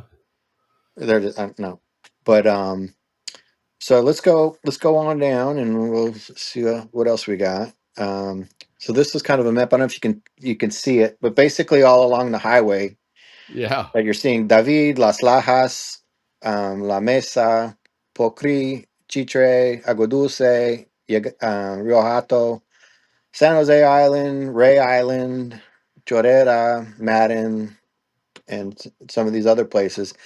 These are airstrips and stuff that are on there, so you can see all along the coast. They had bases basically so they could go out and search for submarines. Yeah. All right, and then go to the next one, and this one's very similar, but it has principal air bases, and then it has auxiliary air bases, and then So the principal ones emergency are the circle landing ones. strips. Just the circle ones, and the circle with a dot are the Yeah. other ones, are the auxiliary Yeah, ones. yeah. So there were, but you still had to maintain and man these places. Someone had to watch to make sure that the runway wasn't being sabotaged, right? And you know what's interesting too is if you notice the larger concentration is on the Pacific Ocean, not on the Atlantic Ocean, because Right. you had more coverage with the Caribbean in there, and Yeah. out here you had nothing. Yeah. Well, they also had stuff in Costa Rica, and they probably had stuff in other islands Puerto as Rico. well. Yeah, That's what I Um, mean. Cape That's what I'm Naval. saying. Is Yeah. there was sparse Panama coverage there, but on the Pacific side, it pretty much seemed like Panama had the bulk of the coverage. Right. But basically a whole network of bases. Yeah, And for sure.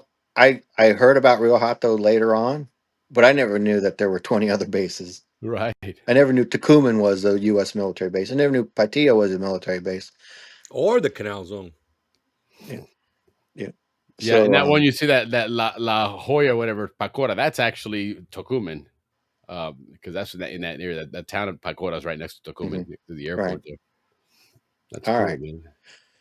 So the U.S. had to have land leases for these things. Okay. So the requested land leases for airfields. How many years did they request these land leases? I believe it was like We got a 33 treaty. years, 99 years, 999 years, or in perpetuity. I think it was perpetuity, and then they realized Me it's too damn too. expensive. Yeah, because that was like a part of their foreign was- policy was Yeah, that everything was had kind to of be their in perpetuity. modus operandi, and then they realized, wait a minute, that's going to So cost this a would lot have been of in the money. 1930s and stuff, like Yeah. 1938 type time frame, when they realized they needed these bases because the war had started, but the U.S. wasn't involved yet. Right. So there wasn't that high priority just yet, but they were getting Okay. there. All right. Well, the answer is C. They asked the Panamanians for a 999 year lease for these airstrips. Wow. And the Panamanian National Assembly said, hell no. 1,000 years, Lord have Hell mercy. no. Jeez, there's not too many countries at that time that had been around 1,000 years. So then how many did the air bases did the U.S. request? God, They 98. requested 999 years. I would go with 98. They're going for broke on everything else. Mm-hmm. And, oh, I see my notes. Hang on. Oh my gosh, I don't have to go by memory on this. Where'd it go? Why can't I read them? Okay, The all right. Pershing incident. Tell So us about that. so in 1933, the War Department requested 7 airfield sites within Panama. Wow. So A was the A, correct answer at finally. one point. And then by 1935, 25 airfields were identified. So that was B. And then 1941, the US AAC, US Army Air Corps, Right.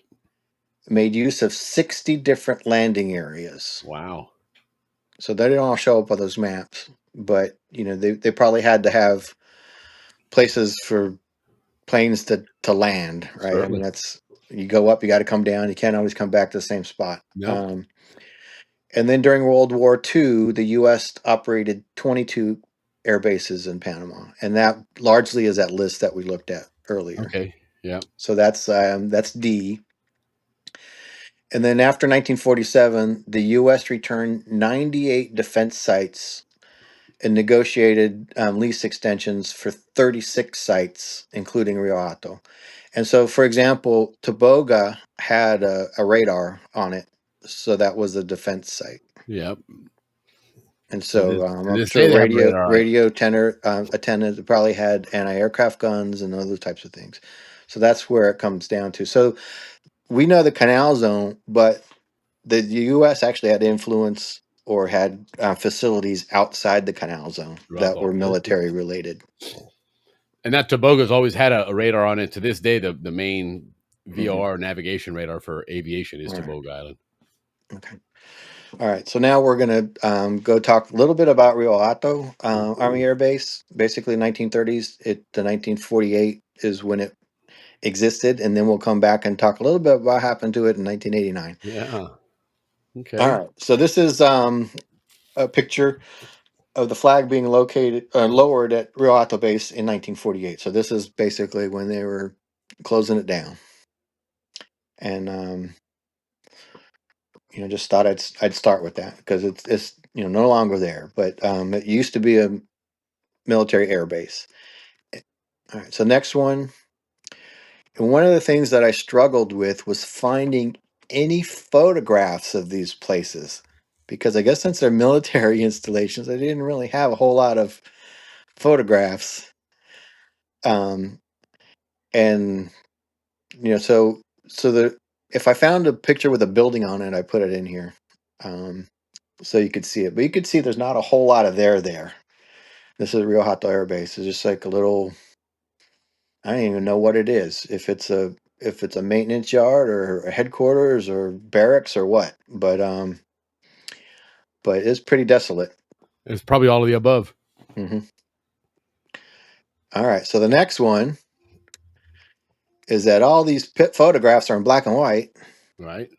And so this Rio Hato had these aircraft, and That's you a see it in black P-40. and white, and then that's me at one of these at an air show here in Maryland, and you can see I don't know if they were painted like this during wartime, but maybe they were, but a lot more color, and so these things you're going to see a lot of black and white images, but these things look fantastic when they're done up right, man. Right. I mean, Yeah.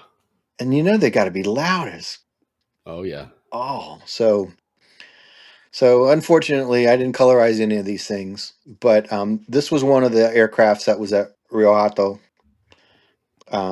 and it probably had its purpose. And then the next one is a B-10B bomber, made by Martin Aircraft, and you can see it has a lot of window where Mm-hmm. people can look out. So they're looking for submarines and stuff like that.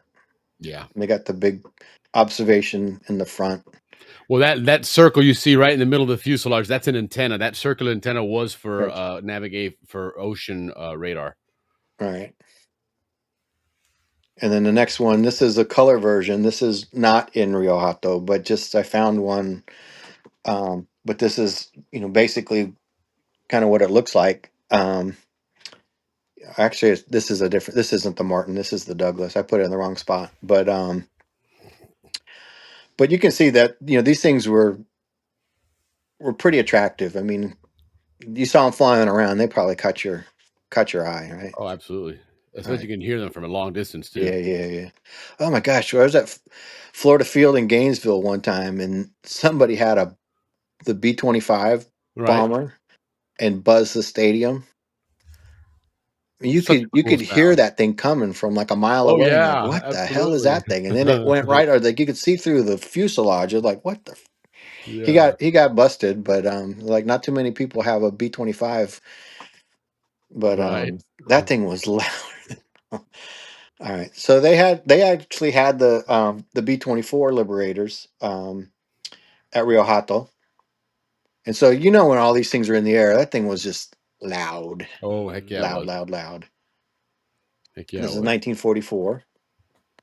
Yeah, that was a That good. was That was some a of the good. aircraft. So we've seen four different types of aircraft that they had there, and then the next one, um, Boeing P-26s. Um, That's those were early. there That's too. pre-war. Um, Yeah. they got a lot of detail on the colors and stuff. We can't see the colors, unfortunately. And then the next one, Those that would be red and the tail. Those it, stripes would have been red on that. mhm. And here's a close up. I think of no, that's not the same as the No, Boeing. This is something else. I can't read it, it looks like but a I started realizing that T-36. that all of these numbers. I mean, it's like I know the cars. An RX-7 Right. versus 323, right? So it's you can tell right away if you're familiar with it. I'm not familiar with it, but it must have been something to have all these things there. Then the next image is just like Well, sometimes people had bad luck. This guy nope. crashed his plane at Rio Hato. Didn't work I out hope for he you, survived it, but he right? may not have. And then the next one, this was me at Santa Clara Camp, Yes, I remember that place. and I don't know if you how many people you can pick out of that image, but that green mesh That's was used for the runways. runways, Yes, Yes. absolutely was. We've talked and several it's times all about over that. Panama. Andrew has Yeah, some Andrew has some. Yeah. at Las Cascadas, in his bar area. He's got one of those things, and I saw him in Paraiso and other. They were all over. I didn't realize it was salvaged from the airstrip. Well, they kept stacks of those everywhere because when your airstrip got bombed, you'd immediately just Yeah, you replace could that. run You out there good to and go. do it. I know, Yep. but I mean that stuff was all over, Yeah, and it sure Rio was. Hato Air Base was just around the go over the next coconut tree, and it's over there. Right. But there weren't any planes flying, so I never knew it was there. It's But true. Oops. all right. So let's go on the next. So this next one is That's December 1989. Yeah. And this, if you can find this write up, this man wrote about his experience there at Rio Hato, December of 1989.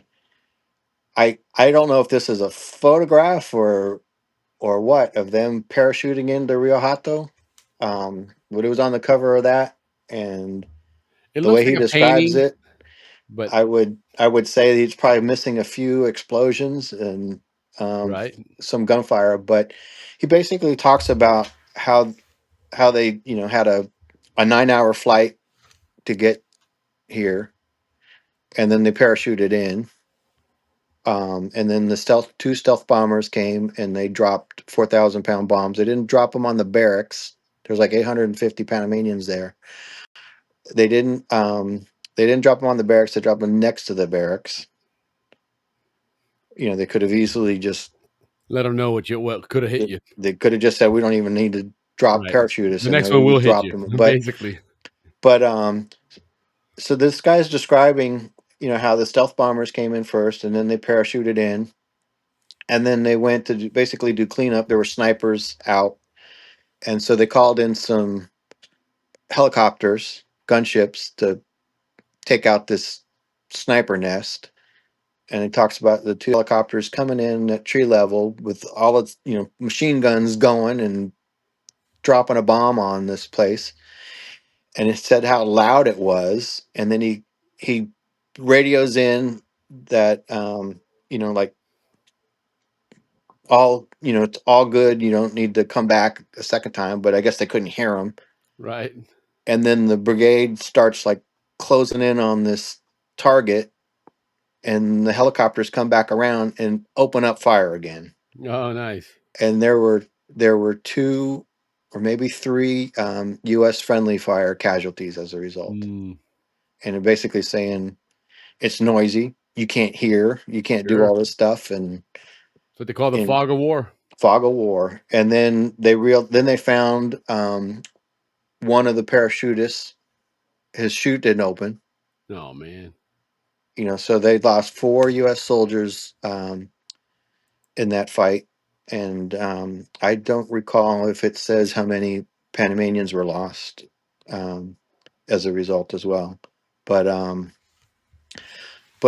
it's a very graphic depiction about what Sure happened is. at that base, and then they talk about how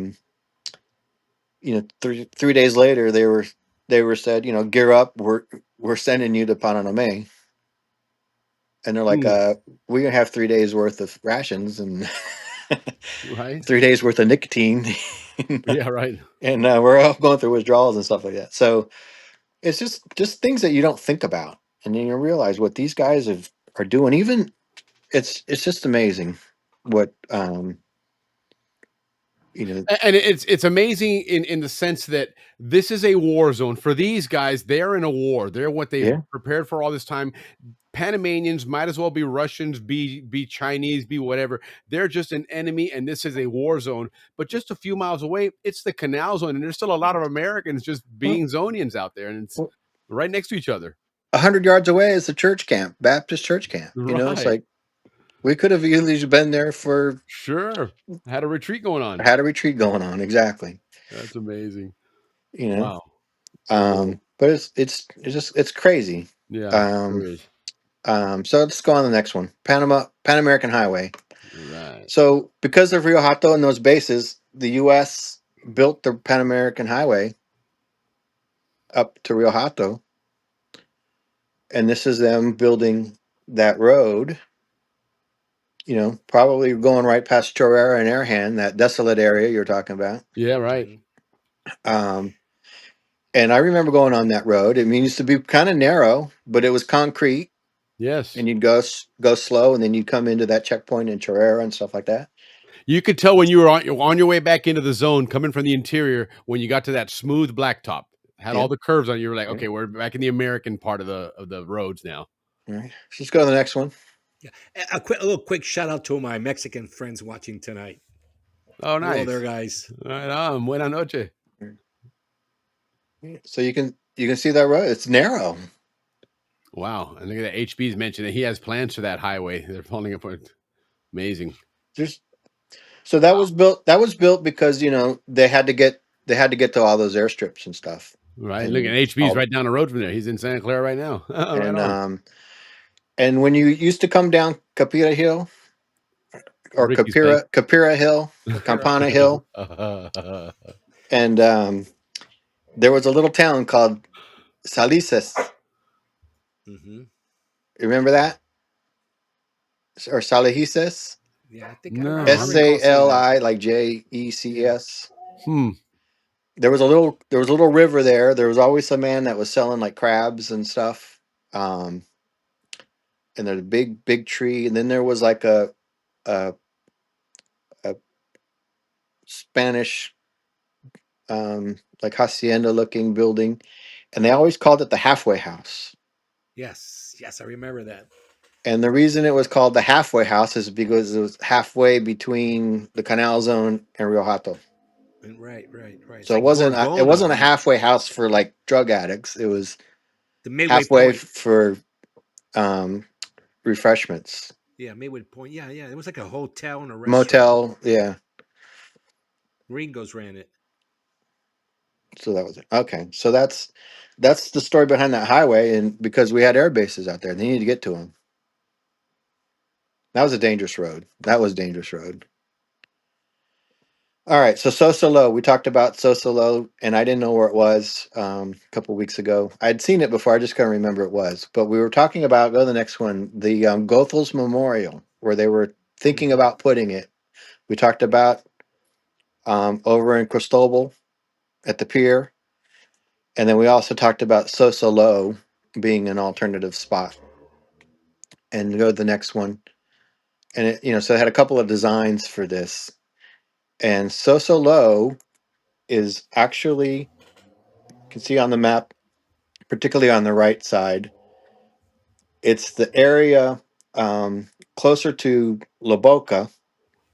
And at one point, there used to be a little town of La Boca there that became the quarry. And then it became part of the tank farm, and I guess now marine traffic control is there. But the part of Sosa Hill that we all know that we see was called Sosa High, and then the other part was called Sosa Low, so that overlooks the entrance to the Panama Canal, and so that would make sense that you would have the Goethals Memorial like perched up there somewhere that you could see it. Just like on the Atlantic side, they were going to put it at the pier where you could see it coming in. Is Sosa Low where Tabernia came to the top of Tabernia, and then you would go up to Sosa Hill? Would that be Sosa Low? No. That's over. If you look at the map where it says Sosa High, and then you go over and you see East La Boca. That's Tabernia area. Got it. Yeah. Coming up. So Sosa Low is way down by. Way down. So let's go to the next one. Yeah. And you can see it in this image on the right side. Oh, you can see Sosa. It's actually two hills. Sosa Hill is two hills. So but we couldn't really ever see that because they back then it was still you could see where they quarried it out. But it was a lot different. There's like trees on that road, and there's buildings there. All that stuff was gone. Yeah, that stuff is all gone for the new bridge too, by the way. Yeah. Big chunk of that hill is gone. And so what I'm dying to know, though, if you look where the dry dock is, and the pier sticks out a little bit, there's like a little inlet, and you can see some like boats parked in there. Now that area is a dry dock as well.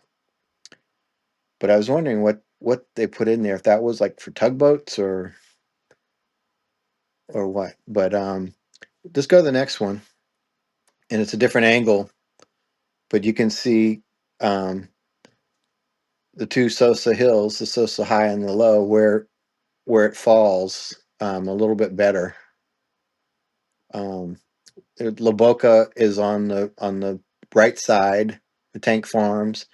And when we were doing the show on the La Boca Silver, they Yeah. had like the agricultural fields. You can see those between the tanks. Oh yeah. Okay. And then the whole bunch of buildings. I guess they're residential, multifamily houses and stuff like that. That's what it looks like. Yeah. And that would be directly across from what would be the La Boca gas station now. Yeah, the La Boca gas station isn't in this image. It's down a little further down. A little further down, because the church is almost the cutoff That's point. true. Yeah. That's true. So you don't even see the other entrance into La Boca in this image. Right. But that area there where the tanks are, that's Sosa Low. Sosa Low, yeah. Yeah. Now so I never really heard that before. And yeah, me neither. And that's so where the pillars to the new bridge are going to be now, right around that area where those big tanks are. But you can see how much of that hill was quarried out. Off, yeah. They took a big chunk out of it. Sure did. On two Open up the whole face of it. Two sides. Yeah, no kidding. Yeah. Wow, that's amazing. Stuff, and I always looked at Sosa Hill as one just almost round hill in the sense where here you can see that it's like almost a volcano, right? Like, no kidding. 4 sides. Yeah. That's amazing. All right. So let's go to the next one. This is one of the first images of aerial flights. It's around 1917. Yeah. And this is going over Fort Amador. And there's a yacht club. It's already there. Exactly, right? You can see the yacht club. Yeah. Pacific Sailfish Club.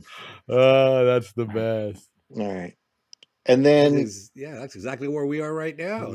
Yeah, exactly right. So I had to put it in there. Then the next one is, I think, from one of those planes or similar, whoever took the other shot, going over the Causeway Islands, and you can see they're under construction.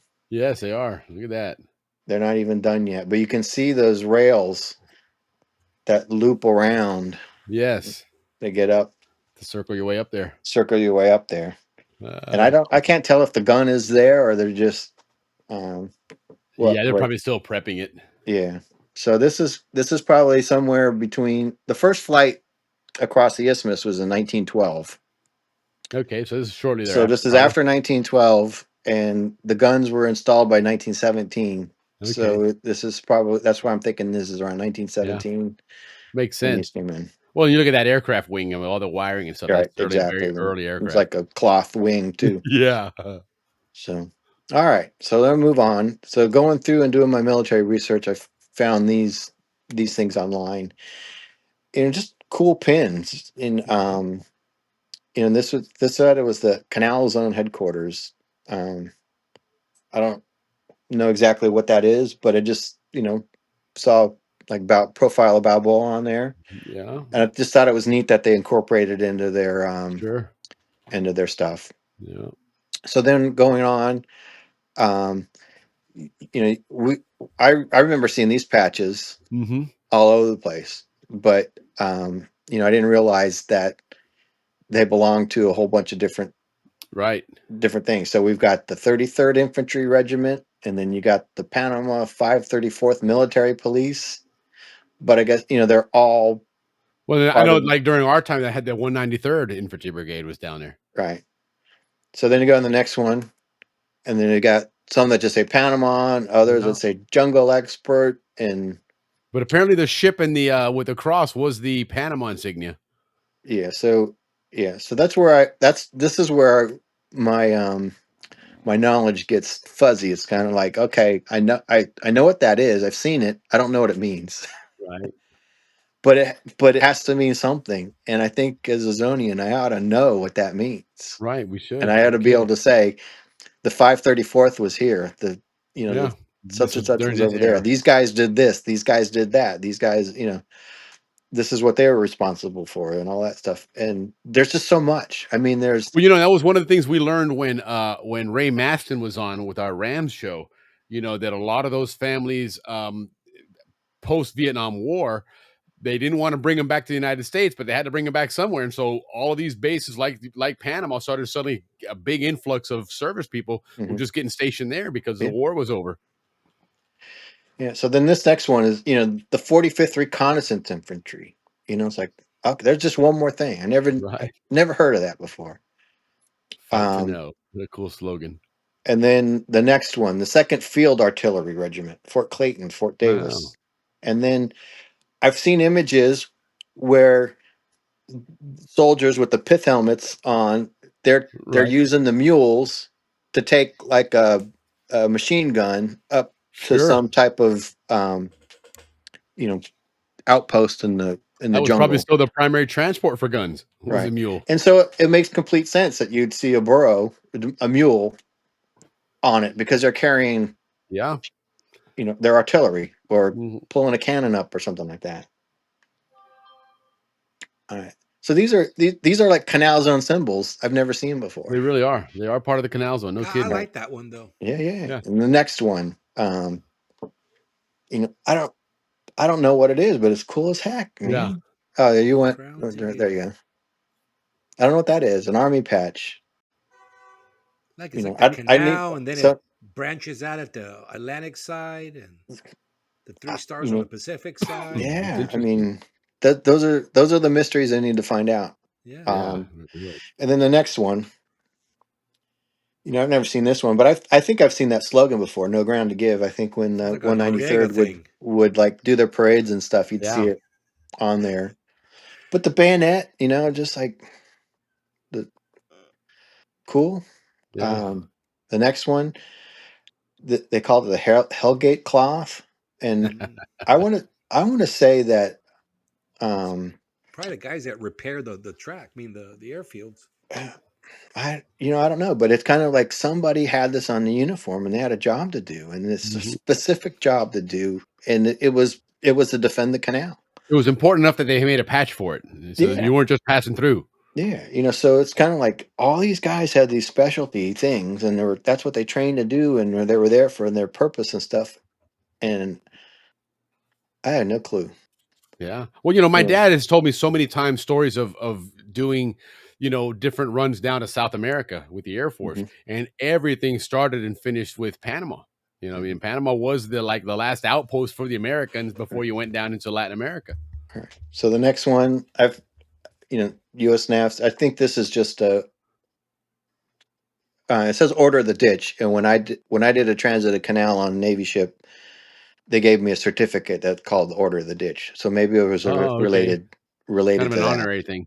Yeah, but just one of those things. It's like that maybe that's what it was. And this one, I thought it was cool. Look at the logo. What the words say? Defenders of the Crossroads. Yes. Crossroads of the world, right? Yeah, indeed. That's us. So it's just like that's pretty cool. I don't know what the 37th Fighter Group is. I need to go learn it. I don't know if they're Rio Hato, if they're Madden, or remember in World War II, you also had a huge expansion, right? Because you had a war, so you're creating all these groups, and then shortly after they disband them. But for 3 or 4 years, they are a Army air group, and then the war's over. We don't need you anymore. Get rid of it. I love that thing. Defenders of the Crossroads. All right. So this is going back to this 1925. And this is another instance where the U.S. was asked by the president of Panama, come on in. In 1925, they had these riots, basically tenant riots. I guess the people were upset with the rents. Yeah. And they had strikes and stuff like that. And so they called in, basically like what we're seeing, calling in the National Guard and go, keep order, right? Right. But they called in the U.S. military. So, they didn't, I mean, they probably had their police force. They didn't have National Guard probably in 1925. But, when they needed help, they called the U.S. They knew where to look. And so these are 2 images of the U.S. patrolling Panama City streets, and this one, it says Central Avenue. I think if you can see I'm losing my Yeah, I see my pictures of it image in here, but Santana. I think that's where the train is crossing, Yeah. in the image behind me. Correct. But U.S. troops are down there, and they're not throwing tear gas at people. Not it's they're No, but there their just to presence is there. protect. Right. So the U.S. and Panama have had relations for a long time, but I'd never heard about that before. And so basically, it was saying that they had some tenant leaders. They were banned and they were deported, and anarchists and socialists, and their leaflets, their flags were banned. But then, in 7 years later, in 1932, they organized another strike. So it didn't last long. Lay low for a while. So Albrook, I think I spelled it wrong. I don't know, maybe not. No, it looks good. Armfield. All right, so go on. I can't. There you go. So this is President Roosevelt, not Teddy, FDR. FDR, at Albrook Field doing a parade. Oh, pass and review. And you can see Sosa there on the right, Yeah, I was gonna Ancon say, on the left. Los Sosa's gone now. Well, because it's behind it. Oh, it's behind it. Okay. Yeah. Oh, yeah. You're right. You're right. There's the Yeah, second. because The first. this is like looking towards Balboa High School. Yeah. Yeah. You're right. You're right. You're right. You're right. You're in Albrook looking correct. It's on the But other you and can this imagine if is this was to the in right of the color, runway. those. This is where those big hangars were in Albrook. Yeah, they're right in front of the hangars. Yeah, because to the behind these aircraft would have been the runway that would go in between Sosa Hill and Ancon when on that flight path. One year I went to change of command there, and we were right in front of the hangars, and they had a small march, and they changed the command to Probably send a McCullough for somebody who was coming in there. But so there you go. You got President of the United States there on Albrook Field, and then so this picture here, yeah, that I wonder what that is facing, and I wonder if that's on the other side. I think that was going to be the. Is that the Kane Brothers warehouse that ends up becoming? No, I think this is looking back towards like Clayton, towards Clayton and yeah, Corozal. I think so. Yeah, which then tells me that that's the right side, which is would have become the behind that big building. Maybe is where the new airport terminal for Could be. So that's I'm wondering if that big building is the Kane Brothers warehouse. Remember that big huge fire in the 70s? Yeah. But this is like a bunch of P-38s. Yes. And can you imagine? They're all silver. They probably, it probably would looked incredible. The next one too is more and you can kind of see like that. That's looking, I think, towards like I think Karundu or something like that. Yeah, I think so. Well, interesting. It'd be interesting to see how that runway is laid out. But that's cool. What a great picture though, man. And that's quite the armada there, man. You look at that, they ain't playing around. That's but look at the next one. Yikes. They had the Grandpappy. Yeah. XC105. Never heard of that before, but I know what it is now.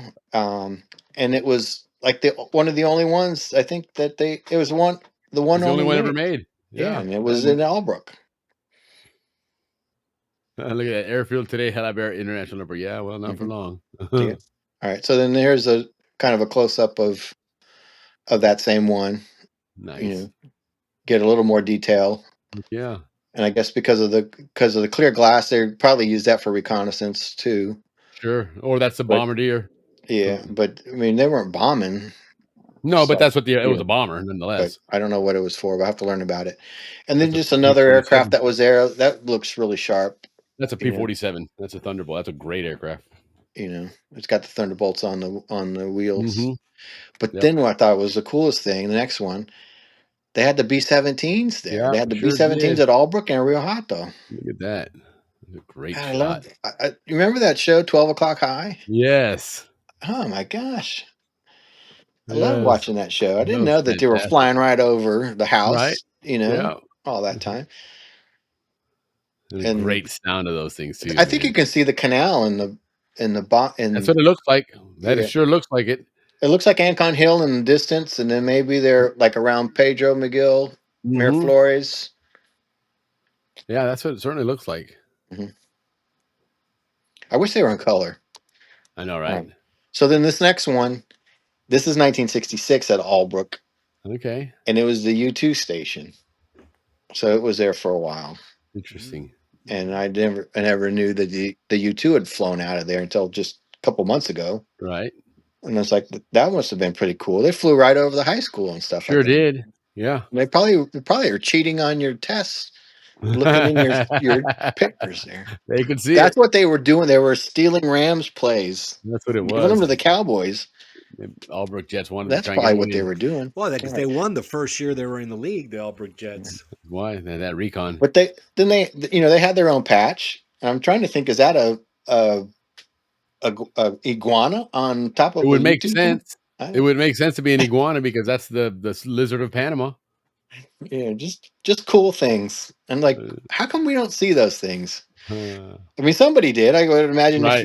if your dad was in the military, he came home and had one on his You'll have to uniform ask or my dad whatever. what It he was had. just no big deal, right? He was stationed in Albrook. Yeah. They opened up the photo recon Hmm.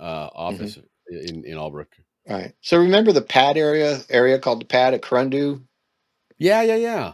So I just realized it was called the Pacific Air Depot. Huh. That was what its original intention, and it was part of Corundu, and it had its own like squadron out there. So they shared the airfield, but they had their own air depot. I guess Interesting. I don't know, but so that's where you get this is the 30th Fighter Squadron. I don't know what the other squadrons were, but maybe the ones that had the Thunderbolts had one, and then the ones that had the Yeah, P-38s had one. The ones that had the Grandpappy had another one, and the U2 guys had their own, but they all used the same airfield. correct. And that's where it's like I need to do some research and put a big org chart together. But I imagine if you're in the military and stuff, it's just like second nature to you. You know all that stuff because it's in your vocabulary. And Yeah, yeah, and that aircraft there at the time, that's a frontline fighter then because that's towards the end of the war there.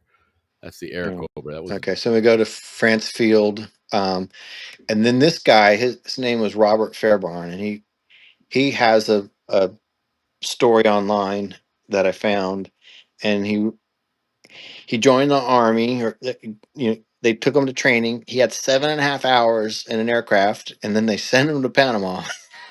yeah. You're ready, dude. That's all You're you need in ready. Panama. And so Yep. his first assignment was at France Field, Nice.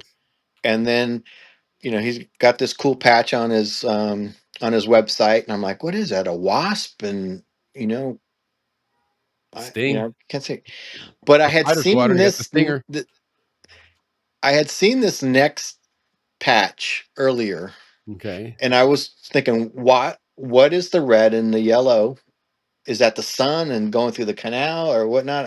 I don't know.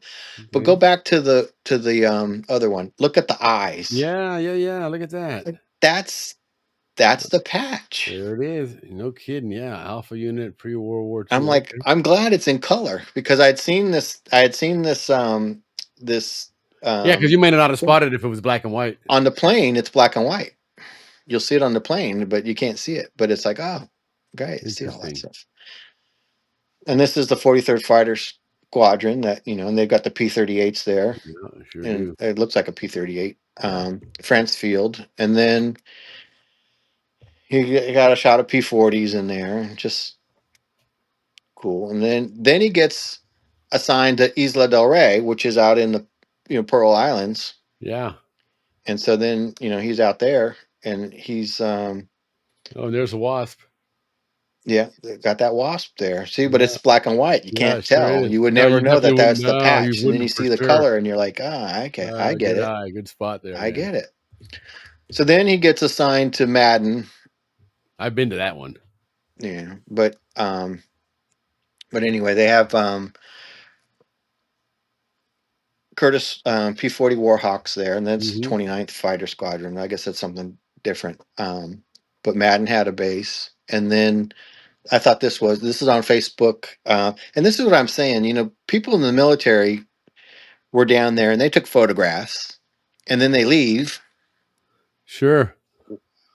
I want to see those photographs they took. You know, but you're Well, only going to get a what was the photograph like this interaction from with someone that Zonians, though, worked Ted? there that's working on a turret Yeah. at the, and then 1944. The I don't know war's still how it going got on. colorized, but that's just cool. Yeah, it sure is. And I Very, wonder what the interaction with Zonians was. Like your dad. Your dad was born in 38. And so I mean, he was what? He's 6, 7 years old and at least old enough to be aware of this stuff. Maybe not, well, my dad was in Wisconsin at that time. Oh, that's right. He That's he right. ca- he came down in the military in the 50s. Okay. And he was stationed in one of those barracks in Amador, Yeah, right okay. on the canal. Wow. But this is what I'm saying. There we've got to reach out to um, military.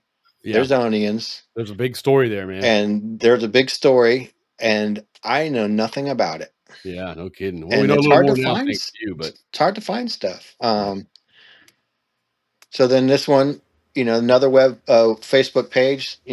My dad in Panama prior to World War II. I mean, the guy looks like he's about 8 years old in that picture. Yeah. It's like, he's probably 18 years old, but that's, the plane's probably pretty big and Right. he's out there. I'm not exactly sure where it is, but I put it in Madden just because I didn't know where it went. It's a cool picture though. And Cool for all we know, picture. that guy Yeah. might have been a civilian, that his dad was, stationed down in Panama, or something. And he just But he happened. says, my dad is, so you would think if it's in 1944, they're not letting civilians out in the Yeah, planes. no, yeah, he just looks awfully young, but then again, it's not a All very right. clear So picture. then Agua Dulce, next one, Agua Dulce Airfield, they have this patch. I thought it was pretty cool. Yeah, Does every airfield have its own patch? right. That's pretty cool. It's got the galleon, Christopher Columbus Yeah, galleon there. yeah, I yeah, mean, all right, the galleon that's in the Canal Zone seal. Then they have this thing called the Douglas B-18A Bolo. So be on the lookout. right. Agua Dulce um, And you got that Airfield. radar antenna on it, that round one, hmm Yeah, and then and that's them in the air. yeah, and you Wow. can see they look a lot different in color than they do black Yeah, and no white, don't kidding. they? No kidding. Um, I wish these pictures had sound. Then they Yeah, had the P-40 Warhawk, so they must have had a lot of those down there. yeah. And then Fort de Lesseps, it was, we don't really talk about it, but I found this cool picture, and this is the D Company 760th Military Police Battalion, Fort de Lesseps. I just thought their uniforms are cool as heck. Yeah, heck yeah. And the next one is the whole group of them. So they probably were picking up drunk sailors and stuff Heck yeah. because Fort de Lesseps wasn't that big. Then Chorrera had a airstrip, and then what I found interesting about these things, you can kind of see the propeller in the middle of that image. Oh, And yeah, you have yeah, to yeah. go to the next one. You see it a little bit better, Oh, look at that. That's their little hangers. but they're called dummy planes. Huh. So these planes don't fly, but they're Right. just made to look like. Well, they did that. I mean, that was a big, big deal back then. Mhm. Even along the coast of England, they Right, did this with right, right. inflatable ones to They fake do where the invasion balloons was and coming stuff from. like that. Yeah. So then we'll go to Howard, and Howard Okay. was basically built because we talked about France Field wasn't suitable, and so this airstrip's a mile long, Yeah. You can barely see the water up at the top of it there in the and Pacific. all right, at the very end they're going. So this is looking towards the water, Yeah. and then the next one, you know, to me it looks like Florida when you It sure does. it looked like that, but that's at Howard 1943, and then I just put in a 1970 image. The next one. Um, Wow, look at HB. My grandfather was the first to land a bomber on an aircraft carrier leading to the little raid on Japan. Ended up all right. very good. Man, you got quite the That's legacy there, HB. that's a cool story. The Doolittle raid, man. Yeah, indeed it is. That's cool. That's the opening scene of the original Midway movie from the 70s. Where they Okay. started out flying over Japan, over Tokyo in the bombers. All right. Very cool. And So that's then Howard this is Howard in 1970. So it just looks a little bit different now. Yeah, after it's sure. had a few years on it. Right. And then I found this one. I just threw it in here. This is them closing Howard Airstrip in 1999. I guess it's reopened. Right. Yeah. Panama So, Pacific. yeah. All right. So then we go on.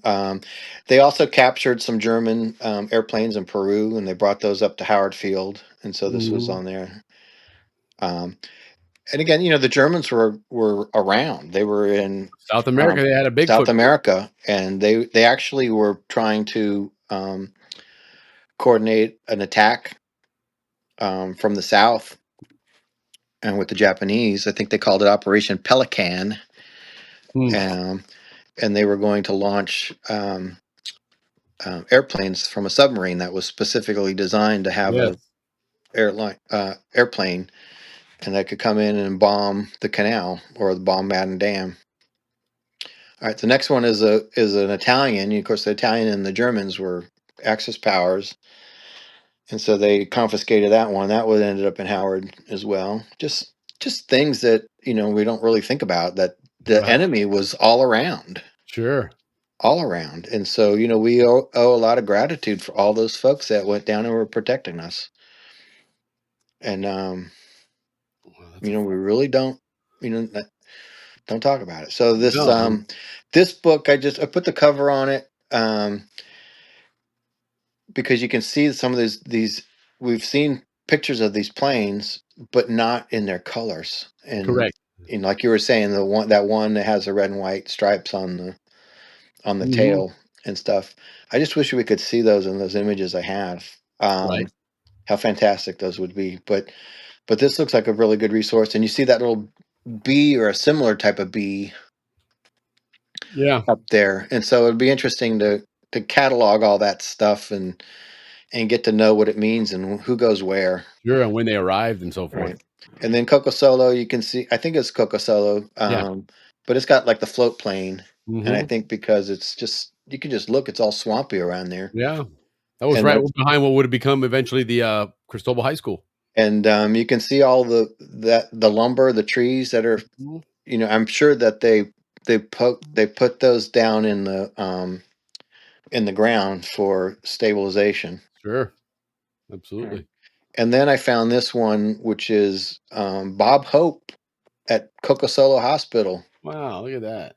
I don't know what year it was. Looks like I he's the cut one off. laying down on the bed. Yeah, he's in the bed. Yeah, Okay.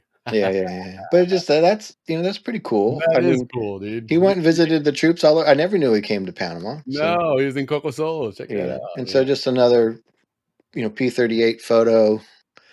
Some of the planes that they have. That probably This had to was, be one of the funnest planes to fly in the wars, that yeah. P-38, man. The funniest thing is that this book. Go to the next one. The title is called Warplane Color Gallery, and none of them are in color. But But just a couple of different planes that were there, Yeah. different styles. But there are lots of planes, Mhm. lots and lots of There was a planes. big aviation presence in Right? Panama. And they had their Numerous ships. casualties. You can see that red and white stripe Yeah. um, wing tail back there. Looks like Now an that you early know what it bomb. looks like, and then this was on the cover. The next one, this is on the cover of that book, Yeah. but you That's can't see it. P-39. You can just see it in black and white. But now you Mhm. go to the other one, you could see it. And then this last photo, just the same thing. I think just lots of different types of airplanes and fighters on there. And that is my show for tonight. That is All right, I awesome. loved That it. is awesome, awesome. So It's really that, fascinating, Dave, how really the sheer amount of military presence that we had out there, that we didn't ever really realize that we had, to that extent. We Howard, Albrook, Clayton, Kobe, and whatever on the Atlantic side. But yeah, I mean, God, they were all yeah, over the place. all this. Yeah, there was a lot of stuff Yeah, going man. on. It's. I mean, I can't wait to read more stuff about him, because when you read the Panama Canal stuff, it's primarily civilian, Yeah. and it's primarily civilian gold. Correct. Um, But the military's been there. They were the first ones there. Yes. You Military know, there and all types of things. and they're still there. Still there. But they built roads, they built schools, they built, all types of stuff. I can't wait to get into like jungle survival school and Yeah, that'll be all that type of fascinating. stuff. Plus all the secret stuff they probably did there too. Well, hopefully with Bud Tristano's appearance, we'll start getting more of those folks from the military. I know now that the Howard Air Force Base group, they tune in quite a bit into the show as well. So we can start, getting a hold of some of the people that have been there prior to that, in the early 60s and 50s and whatnot. But yeah, this is awesome, man. This is really, really cool way to show us another facet of the American presence in the zone, which, as we go along more and more in this Canal Zone story, we realize that, there was more to the Canal Zone and the Zonian than just the people in Balboa and Los Rios and Ancon. Yeah, because we worked either electrical division or housing or schools, right? But in the military, it wasn't that way. Every base had its own little, mission.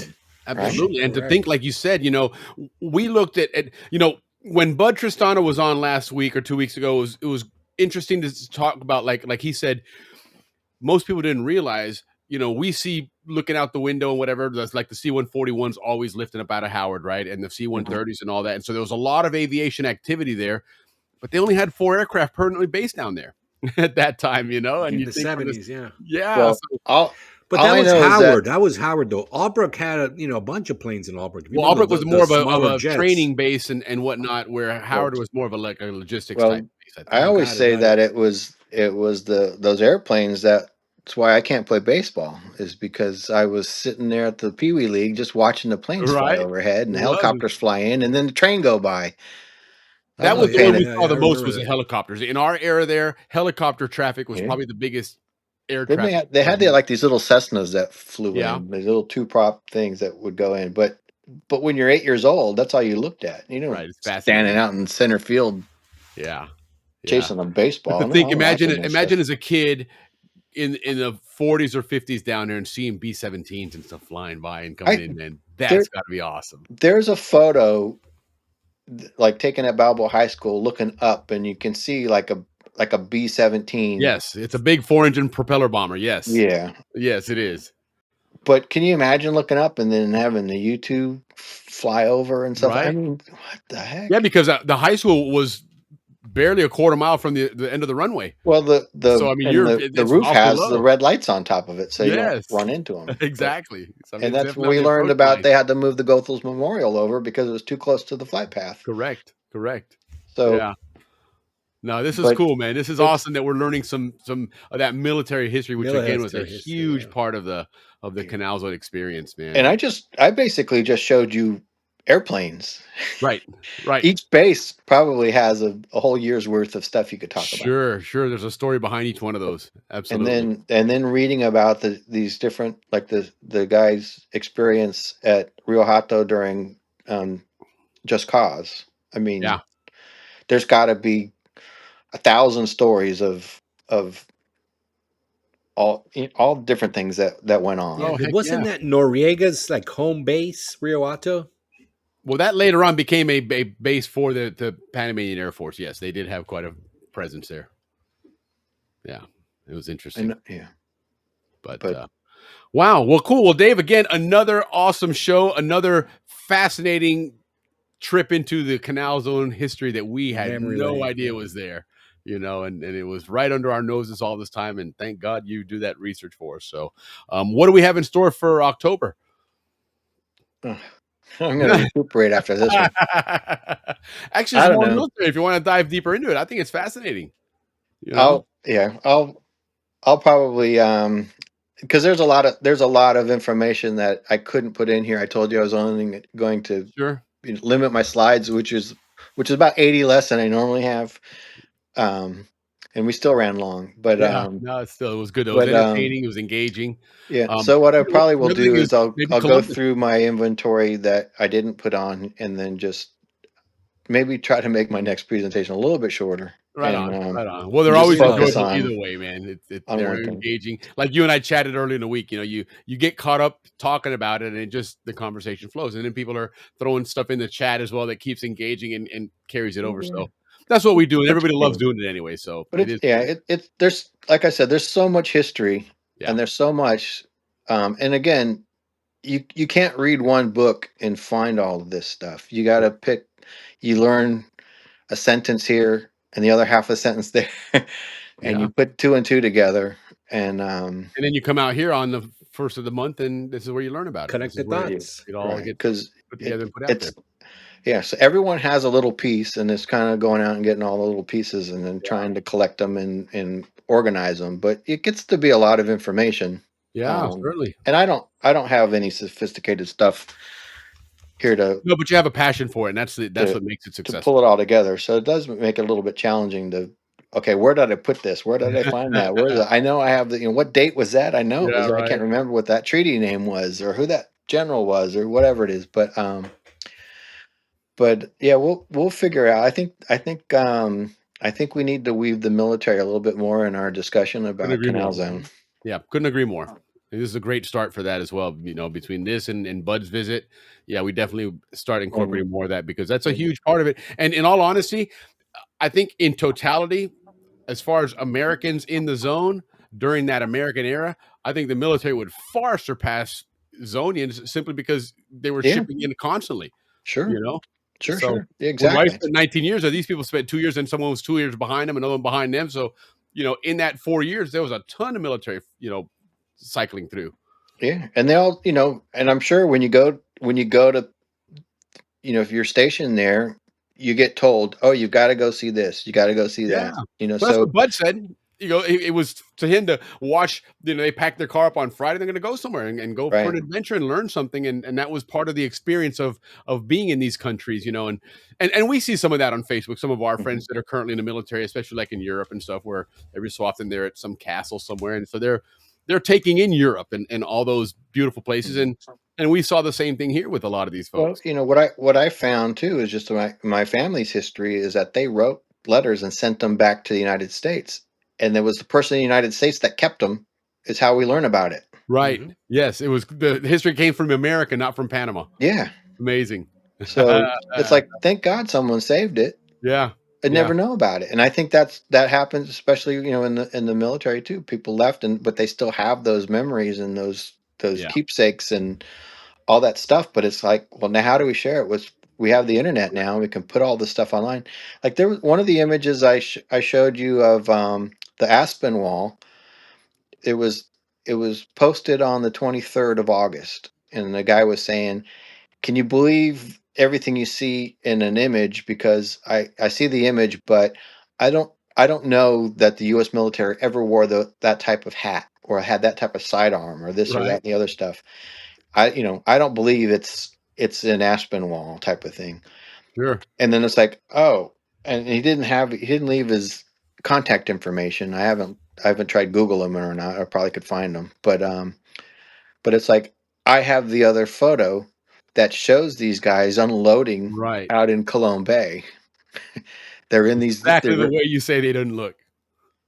yeah, so it's kind of like they were there that day, Yeah. and that's how they got there. And you can see, like in this image, you could see the mast of the ship in the background, but then when you're on in the bay, you can see the ship in the other way. So it's kind of like It corroborates it. it corroborates it. Yeah, so you can see it. So someone would say, I don't understand that, but then you can say, well, here's some other evidence that you see that. And that's kind of how I've been finding it, is that you can read a book and it'll tell you one thing, and then you read another book and it tells you something a little bit different, and then maybe a third one and you're like, okay, here's the story. Yeah. Everyone just told a little bit about it because you can't write about everything. Yeah. Enough to give you the background that you can then put the story together. hmm Yeah. Yeah. So, and again, I come back here and I revise some of the things I say because I learned something Yeah. a Certainly. little bit more detail Well, it's because always fun. And then we have people that'll chime in. HB certainly is yeah, a huge sure. history resource for us, and so it's great to do that and all the other stuff. So anyhow, listen, Dave, again, thank you so much. We absolutely love having you on Friday nights. And I mean, you know, in spite of the tech errors and issues that we're having, and I am going to get to the bottom of that. I'm going to find out what is going on with that damn YouTube channel. But either way, guys, if you didn't get to catch it, you'll catch it on the rebound the show here. Dave, have an awesome September. We will see you in October for our next history lesson, man. Thanks again, man. Thank Take you, care. David. Thank you very much. Later. We'll see you. All right, man. Hey, that was cool, man. That was interesting and amazing. Yeah, you always learn with David, man. That's Yeah. for sure, man. Yeah, you're not lacking for a lesson here. That's for sure, man. No doubt about it. So, but good stuff, guys. Again, I got to find out what's going on here. It is definitely something with that specific YouTube channel, because obviously we were able to broadcast to the other YouTube channel. Last second, I was able to set that up, but I'm gonna figure that out. I think we have to download. We have to eliminate a bunch of videos. Yeah, when I did see it, was like 99, 98 or something like that. It was really high. But you know what? Last week we had the error, but it still allowed us to broadcast afterwards. So I think something glitched up when we set one up one day, and it's kind of set up that way. So I think if we uninstall and reinstall it, it'll reset itself. Perhaps. Yeah, let's get that fixed. Yeah. But anyway, guys, thank you very much again. Great start for the month. Some great history here. Later on in the month, it's still and I don't want to jinx it, but I'll go ahead and put it out there tentatively. We're gonna have James Slater joining us. James Slater is a rock and roller from back in the day, from the days of the Viva band days, and he's now a very well-known songwriter. He's written songs for some very famous country music artists. You'll see him all throughout his sizzle reel here shortly. But anyhow, thanks again, guys. Have an awesome weekend. Ricky, get us out of here, man. Hey guys, thank you again from the bottom of our hearts. Willie and I thank you guys very much, and we'll see you next week.